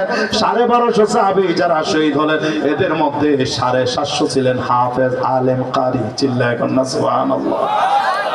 আল্লামা ইবনুল কাইয়িম তার কিতাবে উল্লেখ করেছেন, সাহাবীদের মধ্যে মিনিমাম 10,000 সাহাবী ছিলেন, যারা ছিলেন 30 পারা কোরআনের, সম্পূর্ণ কোরআনের হাফেজ। চিল্লায় জোরে গান সুবহানাল্লাহ। আমার ওয়াজিরা বন্ধুরা, তারা জীবন দিয়েছেন। আল্লাহ নিজেই বলেন, ওয়াউযু ফি সাবিলি, আমার প্রতি এদের কি কষ্ট দেওয়া হয়েছে, বহু নির্যাতন করা হয়েছে, জুলুম করা হয়েছে। শুধু তাই না, আল্লাহ বলেন ওয়াকাতালু ওয়া কুতিলু, নবীর সাহাবীরা কাফিরদের বিরুদ্ধে জিহাদ করেছে, লড়াই করেছে। শুধু লড়াই করে নাই, ওয়া কুতিলু, নিজেরাও জীবন দিয়েছে। ঠিক কি না জোরে বলেন? সাহাবীরা কাফির বিদ্রোহীদের বিরুদ্ধে যেভাবে তরবারি উত্তোলন করেছেন, হাতে অস্ত্র ধারণ করেছেন, নিজেরাও শাহাদাত বরণ করেছেন। আর বড় বড় অনেক সাহাবীরাও শাহাদাত বরণ করেছেন। বন্ধুরা আমার, আসলে সাহাবীরা জীবন বলেন, যৌবন বলেন, সম্পদ বলেন, বাড়ি বলেন, সব আল্লাহর জন্য, আল্লাহর রাসূলের জন্য উৎসর্গ করে দিয়েছিলেন। আওয়াজ দিয়ে বলেন সুবহানাল্লাহ। বন্ধুরা আমার, মদিনার এক আনসারী সাহাবী আমর ইবনে জামু আল আনসারী রাদিয়াল্লাহু তাআলা আনহু, খোড়া সাহাবী, পায়ে সমস্যা, যেটাকে আমাদের ভাষায় বলে প্রতিবন্ধী। সাহাবীর শানে শব্দটা আমি বলতে চাই না, তো হাঁটতে পারে না, চলতে পারে না, এমন একজন খোড়া সাহাবী উহুদ যুদ্ধের ডাক যখন আসলো, কাতারে কষ্ট করে ছেলেদের সহায়তা নিয়ে দাঁড়িয়ে যায়। নবীজি বললেন, আপনি কেন আসছেন? আপনি তো একদিকে মুরব্বী, আর একদিকে আপনি হাঁটতে পারেন না, চলতে পারেন না। যুদ্ধের ময়দানে আমার এমন লোক দরকার যে যুদ্ধ পরিচালনা করতে পারবে, যুদ্ধের কাজ করতে পারবে। আপনার সেবা কে করবে? আপনার দেখাশোনা কে করবে? আমার তো লোক কম। মুরব্বী সাহাবী আমর ইবনে জামু চোখ দিয়ে পানি টপ টপ করে ঝরতেছে, তিনি কেঁদে ফেললেন আর বললেন, নবী গো, আমার জন্য কাউকে রাখতে হবে না, আমার খবর রাখতে হবে না। দিলের বড় তামান্না, মেহেরবানি করে আমাকে যদি একটু যুদ্ধের ময়দানে যাওয়ার অনুমতি দিতেন। সাহাবীর অধিক আগ্রহের কারণে নবীজি অনুমতি দিলেন। আমর ইবনে জামু আল আনসারী ময়দানে গেলেন, লড়াই করলেন। অনেকক্ষণ পর্যন্ত আল্লাহ যতটুকু চাইছেন কাফেরদের বিরুদ্ধে লড়াই করেছেন। এক পর্যায়ে আল্লাহর ইচ্ছা, তিনিও শাহাদাত বরণ করে জান্নাতি কাফেলা সদস্য হয়ে গেছেন। জোরে কন্যা সুবহানাল্লাহ। নবীজি যখন দেখলেন আমর ইবনে জামু শহীদ হয়ে গেছে, তার ছেলেকে ডেকে বললেন, এ আমরের ছেলে, যাও বাবার লাশটা মদিনাতে নিয়ে যাও, কাফন দাফনের ইন্তজাম করো, উটের পিঠে উঠায় লয়ে যাও মদিনাতে। আমার নবী অনেক মর্মাহত, নিজেও আসলেন। উটের পিঠে লাশকে মদিনায় নেওয়ার জন্য আপ্রাণ চেষ্টা করা হচ্ছে, কিন্তু উট তো আর ওঠে না। উট উঠেও না, নড়েও না, চড়েও না, কিছুই করে না নবীজির সামনে। এরপরও তারা ব্যর্থ হয়ে গেছেন। নবীজি বললেন, আচ্ছা আমরের পোলা, তোমাকে একটা কথা জিজ্ঞেস করি, বলো, তোমার বাবা আমর ইবনে জামু আল আনসারী যুদ্ধের ময়দানে আসার সময় আল্লাহর দরবারে কোনো দোয়া করে এসেছেন কিনা বলো? ছেলে কয়, হ্যাঁ হুজুর, হ্যাঁ, আমার আব্বা একটা খুব গুরুত্বপূর্ণ দোয়া করে বের হয়েছে। কি দোয়া করছেন বলো? নবী গো, যখন বাড়ি থেকে বের হলেন, উঠানে দাঁড়ায়া হাত লম্বা কইরা খোলা আকাশের নিচে আল্লাহকে ডাক দিয়ে আমার বাবা কয়, আল্লাহ, নবীজির কাছে যুদ্ধের অনুমতি চাইলাম, আল্লাহ নবী যুদ্ধে যাওয়ার অনুমতি আমাকে দিয়েছে। ওগো আল্লাহ,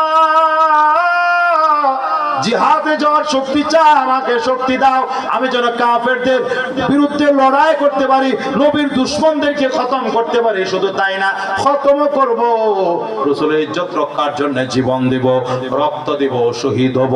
আল্লাহ গো, আমার দোয়া কবুল করো, আমি শহীদ হতে চাই। শুধু শহীদ না, আমার লাশটা যেন আর বাড়িতে ফিরে না আনে। আমি শেষবারের মতো বের হয়ে যাচ্ছি, এই বাড়িতে আর ফিরতে চাই না। আমি যখন শহীদ হয়ে যাব, আমার লাশটা যেন ময়দানের পাশে উহুদ প্রান্ত দাফন করে দেওয়া হয়, বাড়িতে আর আনা না হয়। নবীজি ছেলের মুখ থেকে বাবার দোয়ার কথাগুলো শুনে বললেন, আমরের ছেলে, তোমার বাবার এই দোয়া আল্লাহর দরবারে কবুল আর মঞ্জুর হয়ে গেছে। কাজেই যতই চেষ্টা করো, তোমার বাবার লাশ উটের পিঠে উঠে আর এখন মদিনাতে নিতে পারবে না, এখানেই জানাজা হবে, এখানেই দাফন হবে। আওয়াজ দিয়ে বলেন না সুবহানাল্লাহ। বন্ধুরা আমার, নবীর সাহাবীরা নারী নাই, পুরুষ নাই, অন্ধ নাই আর চক্ষুষ্মান নাই, খোড়া নাই আর সুস্থ নাই, সবাই নবীর ইজ্জতের জন্য কাজ করেছেন। আল্লাহ তাদের প্রশংসা করেছেন, তারা হিজরত করেছেন, তারা বাড়ি ছাড়ছেন, তারা আমার পথে অনেক কষ্ট করেছেন, তারা লড়াই করেছেন, তারা জীবন দিয়েছেন। এই পাঁচটা কাজ নবীর সাহাবীরা করলো। আল্লাহ বলেন, লা উকাফিরান্না আনহুম সাইয়্যাতিহিম, তাদের জীবনের ভুল ত্রুটি যা আছে আমি মাফ করে দিব। চিল্লায়া বলেন সুবহানাল্লাহ। এই কারণে সব সাহাবীরা আল্লাহর পক্ষ থেকে ক্ষমা পেয়ে গেছে, কারণ আল্লাহ তাআলা সাহাবীদের শানে ইরশাদ করেছেন, রাদিয়াল্লাহু আনহুম ওয়া রাদু আন, আল্লাহ তাদের প্রতি রাজি খুশি হয়ে গেছেন, আল্লাহ তাদের প্রতি রাজি খুশি আছেন। আওয়াজ দিয়ে বলেন সুবহানাল্লাহ। এইজন্য সব সাহাবীরা জান্নাতি। একটু জোরে চিৎকার দিয়ে বলেন না সুবহানাল্লাহ। আল্লাহ বলেন, আমি এদের ভুল ত্রুটি ক্ষমা করে দিব।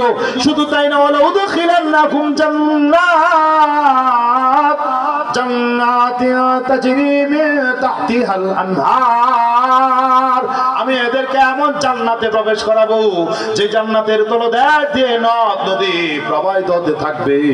সাওয়াবাম মিন ইনদিল্লাহ, আল্লাহ বলেন এটা আল্লাহর পক্ষ থেকে সওয়াব, এটা আল্লাহর পক্ষ থেকে বিনিময়। ওয়াল্লাহু ইনদাহু হুসনুস সাওয়াব, আল্লাহ বলেন আল্লাহর কাছে এর চেয়ে উত্তম বিনিময় রয়েছে।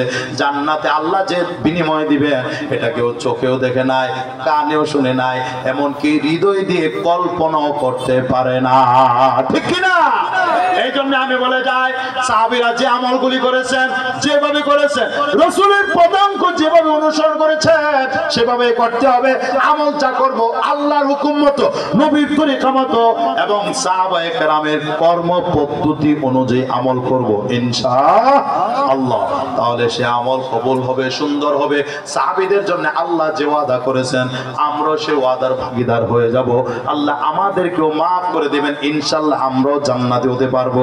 কি বলে, জান্নাতি হওয়ার জন্য একটু মেহনত মুজাহাদা কষ্ট করতে রাজি আছেন তো ইনশাআল্লাহ? জানের যেমন কুরবানি লাগবে, মালেরও কুরবানি লাগবে। এই যে মাদ্রাসাটা, অনেক ছাত্র, আমার খুব ভালো লাগছে, আমি অনেকক্ষণ অবস্থান করছি, খুব সুন্দর মাদ্রাসা, আবার ভবন হইতেছে, কলাম করে রাখছে। আপনারা একটু আগে আসলে ইনশাআল্লাহ মাদ্রাসাটা আরো বড় হবে, আরো ছাত্র নেওয়া যাবে। আর এখান থেকে যদি একটা ছেলে হাফেজ হয়ে বের হয়, আমি অনেক জায়গায় কথাগুলি বলি, 3 ধরনের মানুষ লাভবান হবে, 3 ধরনের মানুষ। এখান থেকে যদি 1টা 5টা 10টা ছেলে হাফেজ হয়ে বের হয়, আল্লাহ রাব্বুল আলামিন কিয়ামতের দিনে কুরআন ওয়ালা কেটে বলবেন, ইকরা ওয়ারতাকি ওয়ারাতিল কামা কুনতা তুরাতিলু ফিদ দুনিয়া। কুরআন ওয়ালা পড়ো আর চড়ো, পড়ো আর চড়ো, পড়ো আর উপরে ওঠো। দুনিয়াতে ধীরে ধীরে যেভাবে পড়তে তেলাওয়াত করতে, এখনো তুমি পড়ো আর উপরের দিকে ওঠো, পড়বা উঠবা, পড়বার উপরে উঠবা, পড়তে পড়তে পড়া যেখানে শেষ হবে জান্নাতে ওখানে হবে তোমার ঠিকানা। এই জন্যে সকল নবী রাসূলগণ জান্নাতের ভিতরে সবচেয়ে উপরের জান্নাতে থাকবেন, সবচেয়ে উপরের ক্লাসের জান্নাতে নবীরা থাকবেন। নবীদের জান্নাতের একতলা নিচে, এক ধাপ নিচে, এক সিঁড়ি নিচে হাফেজ আলেমরা অবস্থান করবেন। চিল্লায় গান সুবহানাল্লাহ।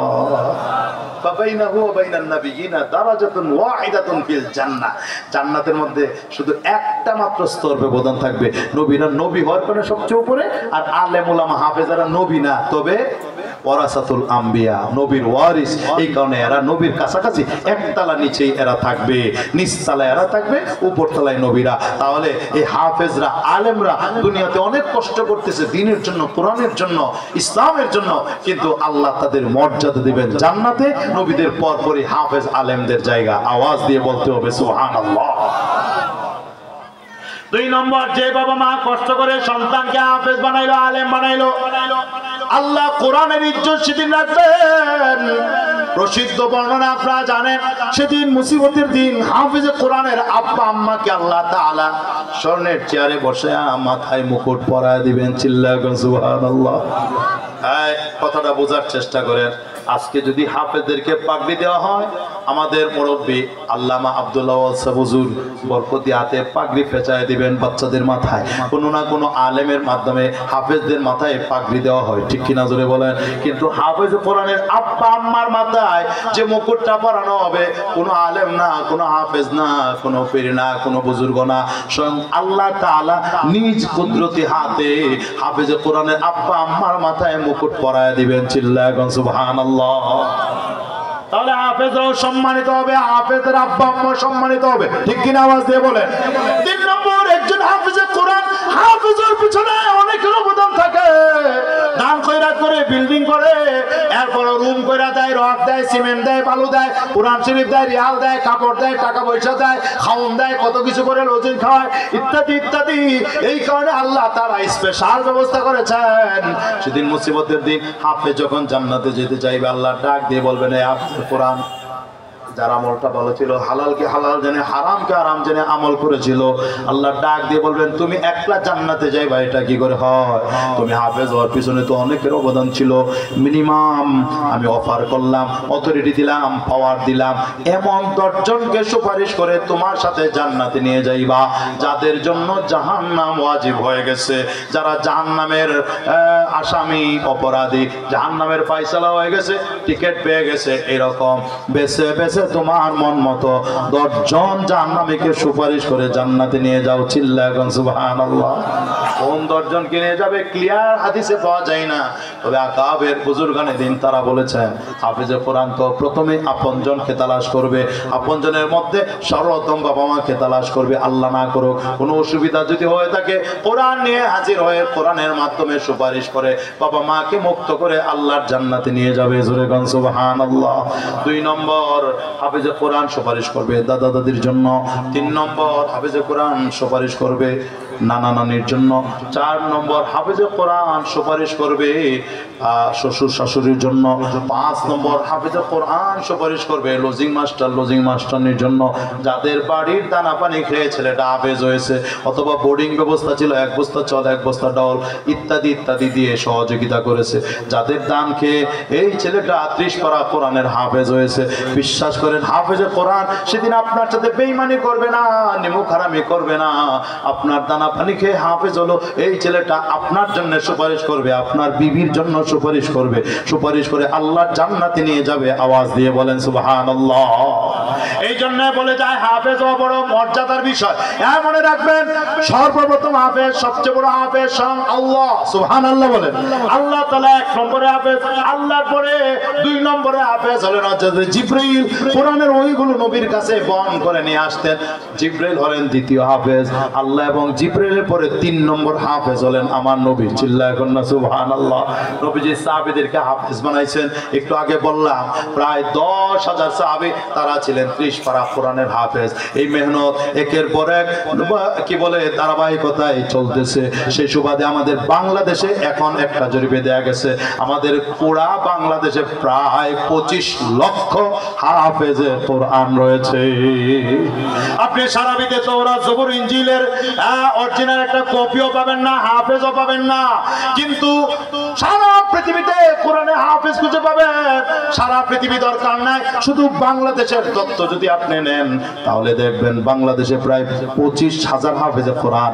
এর মধ্যে মজার ব্যাপার হলো বিশ্বব্যাপী আন্তর্জাতিক যতগুলি প্রতিযোগিতা হয়, বাংলাদেশের কোরআনের পাখিরাও প্রতিযোগিতায় অংশগ্রহণ করে। বন্ধু, সবগুলি প্রতিযোগিতায় দেখা যাচ্ছে বাংলাদেশের কোরআনের পাখিরা চ্যাম্পিয়ন হয়ে বাংলাদেশে লাল সবুজের পতাকার মর্যাদা বুলন্দ করে বাংলাদেশে ফিরে। ঠিক কিনা? এই জন্য আমি বলে যাই, এই যে রুদ্রপুর দারুল কোরআন মাদ্রাসায় হাফেজ তৈরি হয়, আলেম তৈরি হয়। এই জন্য আপনারা যতটুকু পারেন পিসা হুজুর আসার আগে তাড়াতাড়ি নারায়ণগঞ্জের পিসা হুজুর আসার আগেই আপনারা কিছু কিছু শামিল হয়ে যাবেন। আমি গুনাহগার দোয়া করব, হুজুরের কাছেও দোয়া চাইবো, হুজুর রেস্টে আছেন। ও বন্ধু, ও বাবা, আপনারা দয়া করে একটু হাত তুলে দেখাবেন। যাদের মা মারা গেছে একটু হাত তুলে দেখান, আমি একটু দোয়া করব। হাতটা উঠান যাদের মা মারা গেছে। বাবা হাত নামায়েন না, হাত উঠে আব্বা হাত উঠে রাখেন। যাদের বাবা মারা গেছে এরাও হাতটা উঠান, হাত নামায়েন না। আব্বা আম্মা 2 জন বা 1 জন হাত যাদের মারা গেছে হাত উঠায় রাখেন। আব্বা মারা গেছে অথবা আম্মা অথবা 2 জন হাত উঠায় রাখেন। আমি তো দেখতেছি বেশিরভাগই মরে গেছে। কি কর দেন অবস্থা, হাত উঠেন না। আমি কমু দোয়া করব আল্লাহর কাছে, আপনারা খালি আমিন আমিন করবেন, দিল থেকে কইবেন আল্লাহ তোমার কুদরতি চোখে নজর করে দেখো মাবুদ।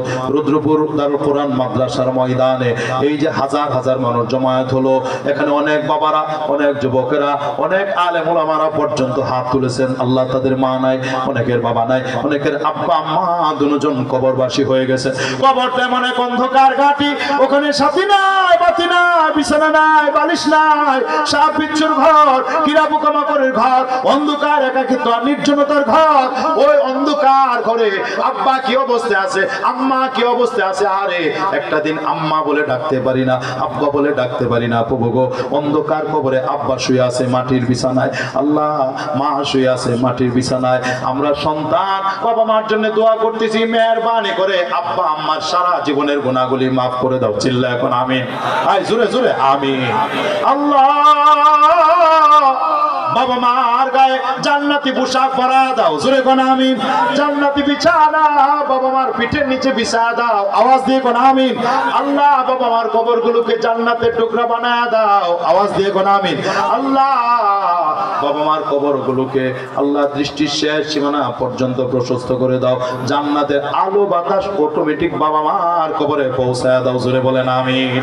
আরো জোরে আমিন, হাত নামান। বাবা আমি বুঝতেছি আপনাদের একটু কষ্ট হইতেছে, আমি কষ্টের ওয়াজি করলাম যে দিন ইসলামের জন্য একটু কষ্ট করতে হইব, আপনাদেরকে একটু কষ্ট দিয়া উদ্দেশ্য হলো যে বাবা মার জন্য দোয়া করা। আর দোয়া যে করলাম এটারও একটা মাকসাদ আছে, সেটা হলো মা কবরে চলে গেছে, বাবা কবরে চলে গেছে, আহা তারা বাড়ি ঘর রেখে গেছেন, জমি জমা রেখে গেছেন, ব্যবসা প্রতিষ্ঠান আমাদেরকে দিয়া গেছেন, অনেকে বিদেশে পাঠাইছেন, কত কষ্ট করেছেন। আজকে তারা কবরের প্যাসেঞ্জার, মার কথা স্মরণ করে বাবার কথা স্মরণ করে সদকে জারিয়ার সোয়াবটা যেন আল্লাহ যুগ যুগ ধরে কিয়ামত পর্যন্ত বাবা মার কবরে পৌঁছায়া দেন। এই শুনেন, হুজুর দোয়া করবেন আখির মুনাজাত, আমিও দোয়া করতেছি যতদিন এই প্রতিষ্ঠান থাকবে, এই দিনই মার্কাজ যতদিন থাকবে, যত হাফেজ তৈরি হবে, যত আলেম তৈরি হবে, যত তেলাওয়াত করবে, যত তাসবিহ তাহলিল আদায় করবে, যত জিকির আজকার করবে, দুরূদ ইস্তিগফার পড়বে, যত ইবাদত বন্দেগি করবে, আমলকারীর সওয়াব আল্লাহ কমাবেন না। তবে আপনারা যে শামিল হচ্ছেন সদকা জারিয়াতে সমপরিমাণ নাকি আল্লাহ আপনার আমলনামায় দিবেন, মুরব্বিদের আমলনামায় দিবেন। মানুষ যখন মরে যায় আমল করার সুযোগ থাকে না, দিনী প্রতিষ্ঠানে সদকা জারিয়াতে শামিল হলে, ইলমে দ্বীনের চর্চা করলে, নেককার সন্তান রেখে গেলে এইগুলোর সওয়াব আস্তে আস্তে কবরে পৌঁছতে থাকে। মুহতারাম হাজিরিন, এই যে আপনারা দেখছেন ভবনটা নির্মিত অবস্থায় আছে, অনেকটা কাজ হয়ে গেছে, কলম তৈরি করা আছে, এখন বাকি কাজ সম্পন্ন করতে হবে, বিল্ডিং করতে হবে, রড দরকার, সিমেন্ট দরকার, ইট দরকার। এজন্য এলাকাবাসী আপনারা সুন্দর ভবন করেছেন, বাকি কাজটা আপনাদেরই সম্পন্ন করতে হবে। আল্লাহর বান্দারা, আমি জানি আপনারা এখানে এমন অনেক মানুষ দানবীর আছেন আলহামদুলিল্লাহ, যারা 2, 4, 5 লাখ টাকা দিতেও অসুবিধা হবে না। এই জন্য আমার বাবারা বন্ধুরা, মার পক্ষ থেকে 1 লক্ষ, বাবার পক্ষ থেকে 1 লক্ষ, অথবা শুধু মা মারা গেছে মার পক্ষ থেকে 2 লক্ষ টাকা, অথবা বাবার পক্ষ থেকে 2 লক্ষ টাকা মাদ্রাসায় দিবেন। যে পারেন না 2 লাখ দিবেন 1 লাখ, অথবা একটু কম দিতে চান 50,000, 20,000, 10,000, 5,000 দিয়ে যাবেন ইনশাল্লাহ। দেখেন মুরব্বীরাও টাকা পয়সা নিয়ে কবরে যাইতে পারে নাই, আমরা আপনারা কেউ কবরে টাকা নিয়ে যাইতে পারবো না, খালি হাতে এসেছি, খালি হাতেই যেতে হবে। তবে রাসূল বলেন যে তুমি খালি কো মালি মালি, আমার মাল আমার মাল, বুখা তুমি ইল্লা মা আকালতা ফা আপনাই, যা খাইয়া শেষ করছো এটা তোমার কাজে লাগছে, আও লাবিস্তাফা আপনাই, কাপড় পরছো পুরান করছো এটা তোমার কামে লাগছে, আও তাসাদদাকতা ফা আমসাই, আল্লাহর রাস্তায় সদকা করছো, দান করছো, এটা আল্লাহর ব্যাংকে জমা আছে, এটাই তোমার কাজে লাগছে, এর বাইরে আর কিছু নাই। এজন্য আল্লাহর বান্দারা 2 লক্ষ টাকা, 1 লক্ষ টাকা, আমি তো একটু ডরে ডরে চাইতেছি আল্লাহর কোন বান্দা যদি 5 লক্ষ টাকা, মাশাআল্লাহ, নারে তাকবীর,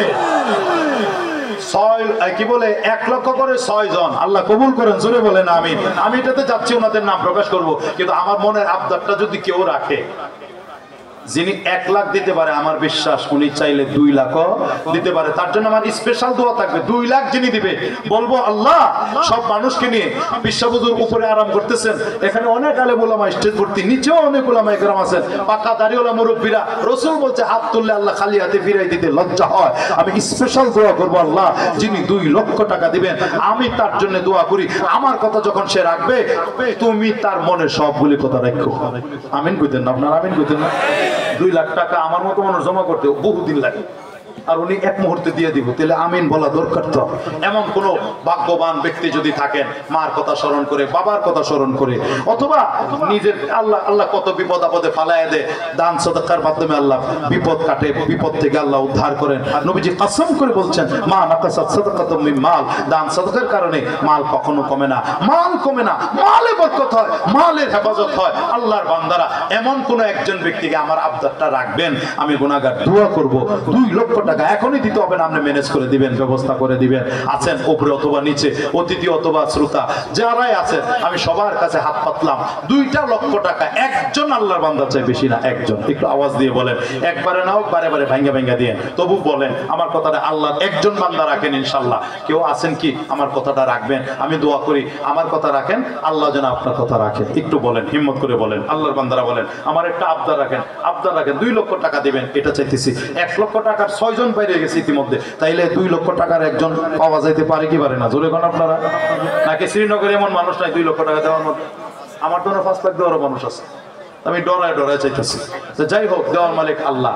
তো একজন কি দায়ী এরকম যারা অতিথিরা উপস্থিত হয়েছেন, আমার বাবারা, বন্ধুরা, আরে কত টাকা কত ভাবে নষ্ট হয়ে যায়, আল্লাহ মাফ করো। এমনও তো হয় যে রূপবালাইয়ের কারণে বাংলাদেশে না বিদেশে গিয়ে লাখ লাখ টাকা ফলাইতে হয়। এমনটাও তো হতে পারে আপনার দাওয়াত কি বলে দানের বরকতে বড় বড় বালা মুসিবত থেকে, বিপদ আপদ থেকে, রোগ বালাই থেকে আল্লাহ হেফাজত করবেন। ঠিক কিনা জোরে বলেন? দিলের মালিক আল্লাহ। আচ্ছা, কাজ আমি করতে থাকি, আমাকে কাজ করতে দেন। 2 লক্ষ টাকার আবদার রইল আমার। যার দেওয়ার তৌফিক আছে তার কাছে আমার আবদার আছে। যার দেওয়ার তৌফিক আছে তিনি জানে, মালিক জানে, তার কাছে আমার 2 লাখের আবদার আছে। কিন্তু সময় বেশি নেওয়া যাবে না, যেহেতু হুজুর চলে আসবেন। এই জন্য যারা 1 লক্ষ করে দিচ্ছেন এই লাইনটা একটু আগায় দিতে হবে। 6 জনে আমি সন্তুষ্ট হব না। একটু নামগুলি যদি বলতেন হুজুর। আমাদের সভাপতি সাহেব হাজী আবুল কাশেম সাহেব 1 লক্ষ টাকা। জোরে কোন মারহাবা। আল্লাহ কবুল করো, মঞ্জুর করো। নগদ 1 লক্ষ টাকা দান করলেন। মাকাসিদে হাসানা আয় আল্লাহ পুরো করে দাও, সুস্বাস্থ্য দাও, বারবার মক্কা মদিনা জিয়ারত করার তৌফিক দাও। আল্লাহ হাজী সাহেবের মুরব্বীরা যারা মারা গেছেন, আয় আল্লাহ মেহেরবানি করে তাদের সকলকে জান্নাতবাসী করে দাও। সদকায়ে জারিয়ার সওয়াব আরো লক্ষ কোটি গুণ বৃদ্ধি করে দিয়ে সকল মুরব্বীদের কবরে পৌঁছায় দাও। জোরে কোন আমিন।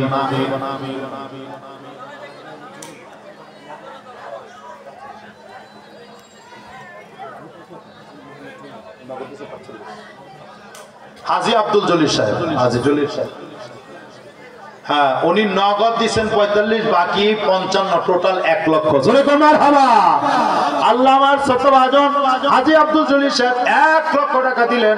কবুল করো, মঞ্জুর করো, মাকাসিদে হাসানা পূরণ করো, রুজি রুজিকে বরকত দাও, সন্তানদেরকে হেফাজত করো। এখানে 45 নগদ। আল্লাহ বিপদ আপদ থেকে, বালা মুসিবত থেকে হেফাজত করো। সদকায়ে জারিয়ার সওয়াব কিয়ামত পর্যন্ত আল্লাহ তার সকল মুরব্বিদের কবরে পৌঁছে দাও। জোরে বলেন আমিন। হাসানুর ব্যাপারে, জনাব হাসানুর ব্যাপারে নগদ 1 লক্ষ টাকা। জোরে বলেন মারহাবা।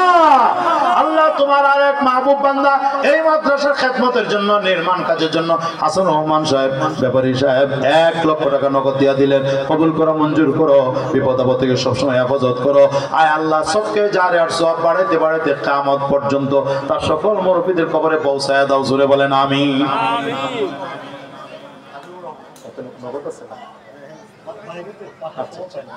জনাব হাবিবুর রহমান তিনি 1 লক্ষ টাকা। জোরে কোন মারহাবা।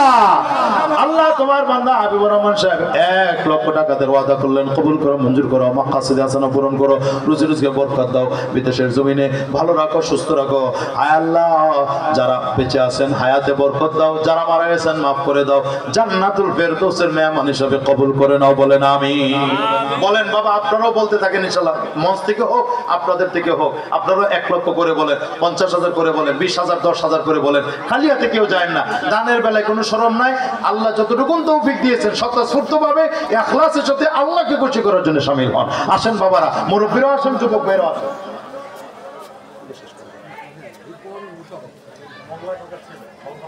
মঙ্গল খানের ছেলে রিপন মুশাররফ 1 লক্ষ টাকা। মঙ্গল ব্যাপারী 1 লক্ষ টাকা। জোরে কোন মারহাবা। আল্লাহ কবুল করো, মঞ্জুর করো, মাকাসিদে হাসানা পূরণ করো, রুজি রুজিকে বরকত দাও, বিপদ আপদ থেকে হেফাজত করো। সদকায়ে জারিয়ার সওয়াব সকল মুরব্বিদের কবরে পৌঁছায় দাও। এটা একটু শেষ করে আচ্ছা একটু ইব্রাহিম শিকদার, সেতু শিকদার বিদেশে থাকে 1 লক্ষ টাকা। জোরে কোন মারহাবা। মাশাআল্লাহ মাশাআল্লাহ। জাহিদুল 50,000 টাকা। আল্লাহ কবুল করেন। মরহুম মুআজ্জম শেখের ছেলেরা বাইরে থাকে, বাবার জন্য মাগফিরাত কামনা করে 50,000 টাকা। আল্লাহ কবুল করেন। জোরে বলেন। মরহুম কিতাব খানের ছেলেরা বাবার মাগফিরাত কামনা করে নগদ 50,000 টাকা, এই যে আল্লাহ কবুল করেন, জোরে বলেন আমিন। আয় আল্লাহ, এই এলাকার মানুষেরা যেমন ধনী, ওদের যেমন ধন দিয়েছো, মন দিয়েছো, লক্ষ টাকা 50,000 টাকা দান করতেছেন, সকলের দানগুলো কবুল করো, মঞ্জুর করো, মাকাসিদে হাসানা পূরণ করো, বিপদ আপদ থেকে হেফাজত করো, ডেঙ্গু সহ সব ধরনের রোগ বালাই থেকে সুরক্ষা দাও, সদকায়ে জারিয়ার সওয়াব কিয়ামত পর্যন্ত সকল মুরব্বিদের কবরে পৌঁছায় দাও, জোরে বলেন আমিন।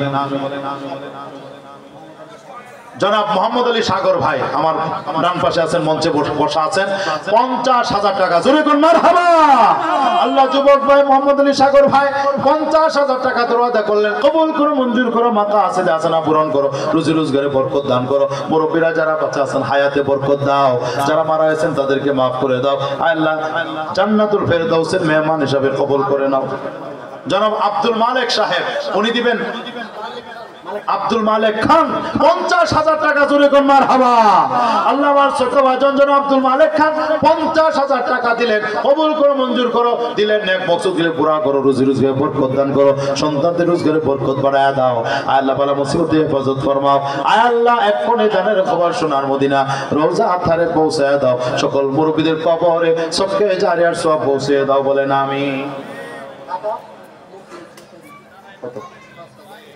জনাব মুখলেস ব্যাপারী নগদ 5,000 টাকা, জোরে কোন মারহাবা। আল্লাহ তোমার বান্দা, ভুল হয়েছে, এখানে নগদ 10,000 টাকা, জোরে কোন মারহাবা। আয় আল্লাহ, জনাব মুখলেস ব্যাপারী আমার সত্যবচন বাবা, উনি দিলেন 10,000, কবুল করো, মঞ্জুর করো, মাকাসিদে হাসানা পূরণ করো, সদকায়ে জারিয়ার সওয়াব সকল মুরব্বিদের কবরে পৌঁছায় দাও। জনাব জামাল মোল্লা নগদ 5,000 টাকা, আল্লাহ কবুল করেন, জোরে বলেন আমিন, মাশাআল্লাহ। জনাব হযরত আলী মুক্তার 50,000 টাকা, কই আলাইছি যখন কই আসেনি আমি আফতার করি মুরব্বি আবাদান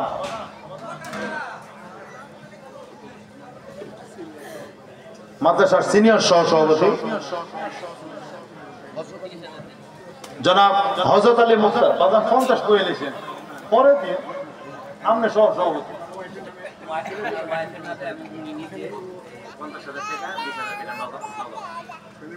আচ্ছা 50 তো হইল, আলহামদুলিল্লাহ 50 হয়েছে, মারহাবা কইতেন না, মানে ঘরে বাইরে ঘরে দুইজন মিলে কত 50, আমার শাশিরটা হয়ে গেছে, আর শাশা তোমাদের সাথে এমনি ওয়াইফ মারা গেছেন, হ্যাঁ 50,000, জোরে কোন মারহাবা, নগদ 20,000, আল্লাহ কবুল করো, মঞ্জুর করো, মাকাসিদে হাসানা পূরণ করো, আমার সাথীকে মাফ করো, জান্নাতবাসী করো, জান্নাতুল ফেরদাউসের মেহমান হিসেবে কবুল করো, বলেন আমিন। আমাদের শ্রদ্ধাভাজন আলেমদ্দিন মাওলানা সাজ্জাদ হোসেন সাহেব 30,000 টাকা, জোরে কোন মারহাবা। আল্লাহ হুজুরের দান কবুল করো, মঞ্জুর করো, ইলমে আমলে তরক্কি নসিব করো, জাতিকে আরো বেশি ইলম থেকে উপকৃত হওয়ার তৌফিক দাও, আল্লাহ সদকায়ে জারিয়ার সওয়াব হযরতের সকল মুরব্বিদের কবরে পৌঁছায় দাও, জোরে বলেন আমিন। হুজুরের কত নাম কি? ইটালি প্রবাসী মতিউর রহমান শেখ নগদ 10,000 টাকা, একটু অসুস্থ, আমরা সবাই মিলে দোয়া করি, আল্লাহ মতিউর রহমান ভাইকে বিদেশের বাড়িতে সুস্থ করে দাও, চিল্লায় কোন আমিন। আল্লাহ সদকায়ে জারিয়ার সওয়াব সকল মুরব্বিদের কবরে পৌঁছে দাও। এসেক ব্যাপারী নগদ 5,000, আল্লাহ কবুল করেন, জোরে বলেন আমিন। আয় বাবা, বাইরে যাওয়ার অনুমতি নাই, পিছিয়ে যাওয়ার অনুমতি নেই, খালি সামনে আউনের অনুমতি আছে। 1,000, 2,000, 5,000, 10,000, 20,000, 30,000, 50,000 নগদ বাকি। আল্লাহর এক বান্দা নগদ 500 টাকা, আল্লাহ কবুল করেন আমিন। আসেন, আয় দানের বেলায় কোনো শরম নাই, যে যা পারেন শামিল হয়ে যান। নুরুজ্জামান নগদ 500, আল্লাহ কবুল করেন। গফুর হাওয়াদার নগদ 2,000 টাকা, আল্লাহ কবুল করেন আমিন। জনাব আব্দুল হক সাহেব নগদ 5,000, আল্লাহ কবুল করেন, জোরে বলেন আমিন। মুজিবুর মাতবর নগদ 1,000, আল্লাহ কবুল করেন আমিন, মাশাআল্লাহ। আসেন বাবা আসেন, 1,000, 2,000, 5,000। ধলু মাতবর নগদ 1,000, আল্লাহ কবুল করেন।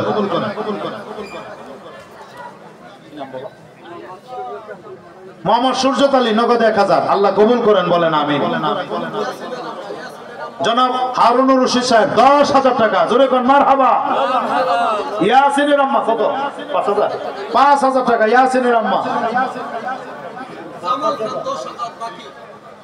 হুজুরের ছোট মেয়ের জামাই মাওলানা নজরুল ইসলাম সাহেব, উনিও দিবেন 30,000 টাকা, জোরে কোন মারহাবা।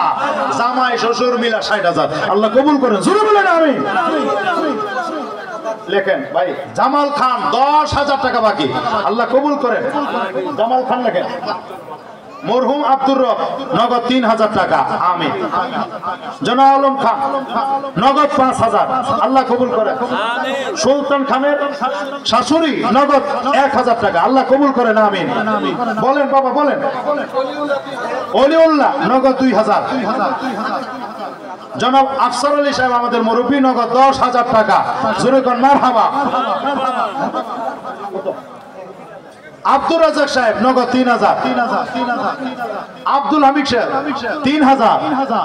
আইনাল ব্যাপারী নগদ 5,000। মোহাম্মদ জহিরুল ইসলাম কত? 5,000, মাশাআল্লাহ। হাবিব খান নগদ 5,000, মাশাআল্লাহ, আল্লাহ কবুল করো, মঞ্জুর করো। আরেকজন আল্লাহ বান্দা 500 টাকা মঞ্জুর করো।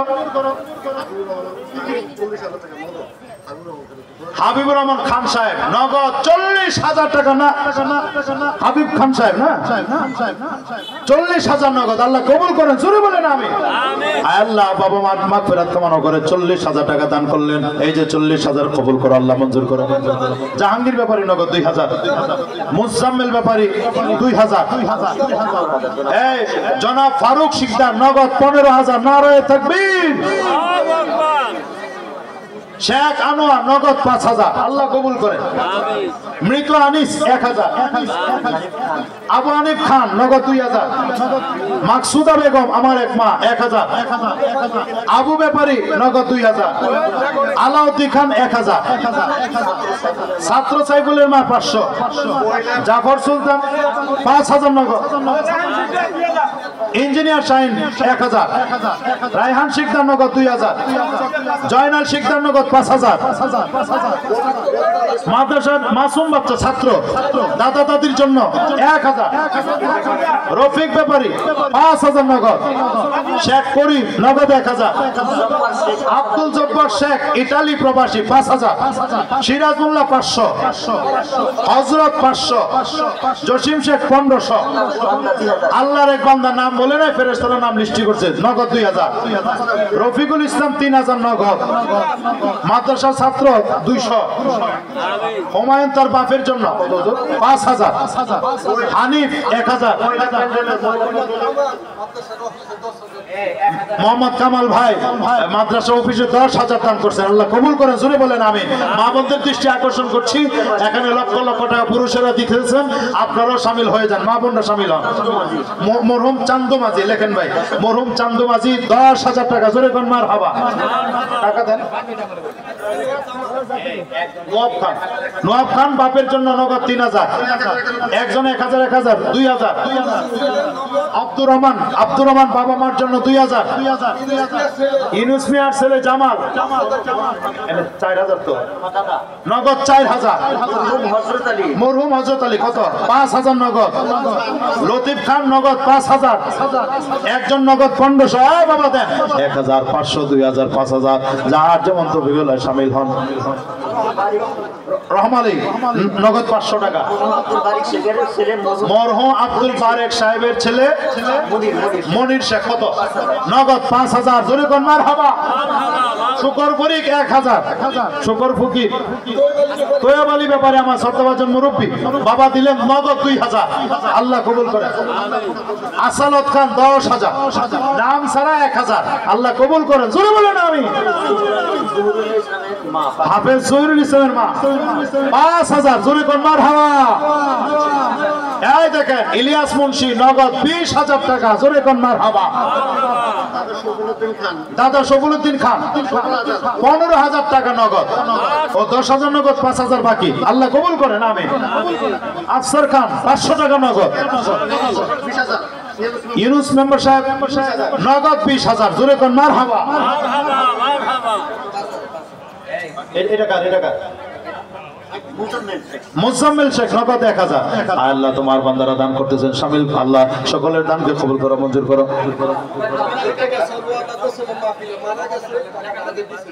জরিফ খান কত টাকা দিছে? 5000 টাকা। মারা গেছে আল্লাহর বান্দা, আল্লাহ তাকে মাফ করেন, জান্নাতবাসী করেন, বলেন আমিন। আদম আলী চাচা দিল নগদ, আবেদ আলী নগদ 5000। জাবেদ আলী 1000, আল্লাহ কবুল করেন। আমজাদ সুলতান আমার চাচা দিলেন নগদ 5000। দানেশ তালুকদার নগদ 15000। জোরে কোন মারহাবা। ওয়াহাব খান 5000 টাকা। মা বোনদের কাছে হয়তো গেছে লোকজন, আমার মায়েরা আসলে এই শ্রীনগর কি বলে দুহা নবন ঘুরে দেখছি অ্যাকাউন্ট গুলা বেশিরভাগই মা বোনদের নামে। আপনারা মা বোনরা 2000, 5000, 10000 নগদ পাঠিয়ে দেন, না থাকলে পরে দিয়ে নাম লেখা লেখা মঞ্চে পাঠিয়ে দেন। কমিটির মুরব্বীরা আছেন, আপনারা পাঠিয়ে দিন ইনশাআল্লাহ। দেলোয়ার খান নগদ 10000 টাকা। দেলোয়ার খান 10000। নূর ইসলাম খান নগদ 3000। এক আল্লাহর বান্দি নগদ 2000। আল্লাহ কবুল করেন, জোরে বলেন আমিন। হাফিজ নুর হোসেন সাহেব নগদ 10000। জোরে কোন মারহাবা। সাগর ভাই নগদ 1000। দানেশ ভাই নগদ 2000 টাকা। আয় আল্লাহ সকল দানকারীদের দানগুলো কবুল করো, মঞ্জুর করো, সবার মনে নেক মকসদগুলো পুরা করো। এই যে মুতালেব কাকা এই গেটের থেকে বলতেছে 5000, আল্লাহ কবুল করেন, জোরে বলেন আমিন। নিচে একটু ঘোরাফেরা করেন, প্যান্ডেলের ভিতরে মাদ্রাসাগুলো উস্তাদ একটু ঘোরাফেরা করেন। আপনারা বাইরে যাবেন না, বসা থাকেন, কিছুক্ষণের মধ্যে হযরত আসবেন। মাদ্রাসার জন্য একটু কষ্ট দিচ্ছি। শেখ আব্দুল আহমেদ আমার এই চাচা নগদ 5000 টাকা। জোরে কোন মারহাবা। আল্লাহ সুস্বাস্থ্য দান করেন, হায়াতে তৈবা নসিব করেন। ইনার আলী মুন্সির নাতি নগদ 500, আল্লাহ কবুল করেন, মঞ্জুর করেন, মাশাআল্লাহ। চালু করেন ভাই, 500, 1000, 2000 নগদ থাকলে নগদ শামিল হন, নগদ নাই পরে দিয়ে ইনশাআল্লাহ, মাদ্রাসার কাজ হবে, শামিল হন। শফিকুল মাঝি নগদ 500। এক ভাই 500। মোস্তফা ব্যাপারী আমার চাচা নগদ 8000 টাকা। জোরে কোন মারহাবা। মাশাআল্লাহ। আয় আল্লাহ দানগুলো কবুল করো। আল্লাহর এক বান্দা 500, আল্লাহ কবুল করো, মঞ্জুর করো। মুক্তার হোসেন নগদ 5000, আল্লাহ কবুল করো, মঞ্জুর করো, জোরে বলেন আমিন। আয় আল্লাহ সকল দানকারীদের দানগুলো কবুল করো, প্রত্যেকের মনে নেক মকসদ পুরা করো, হায়াতে বরকত দাও, রুজি রোজগারে বরকত দাও, সন্তান সন্ততি বরকত দাও, সদকায়ে জারিয়ার সওয়াব লক্ষ কোটি গুণ বৃদ্ধি করে দিও আল্লাহ। তাদের সকল মুরব্বিদের কবরে পৌঁছায় দাও। কামাল শিকদার 1000 টাকা। মহিলা প্যান্ডেলের জন্য, মহিলা প্যান্ডেলে মাদ্রাসার নির্দিষ্ট ছাত্রদেরকে পাঠানো হয়েছে, এর বাইরে অন্যরা যাবেন না।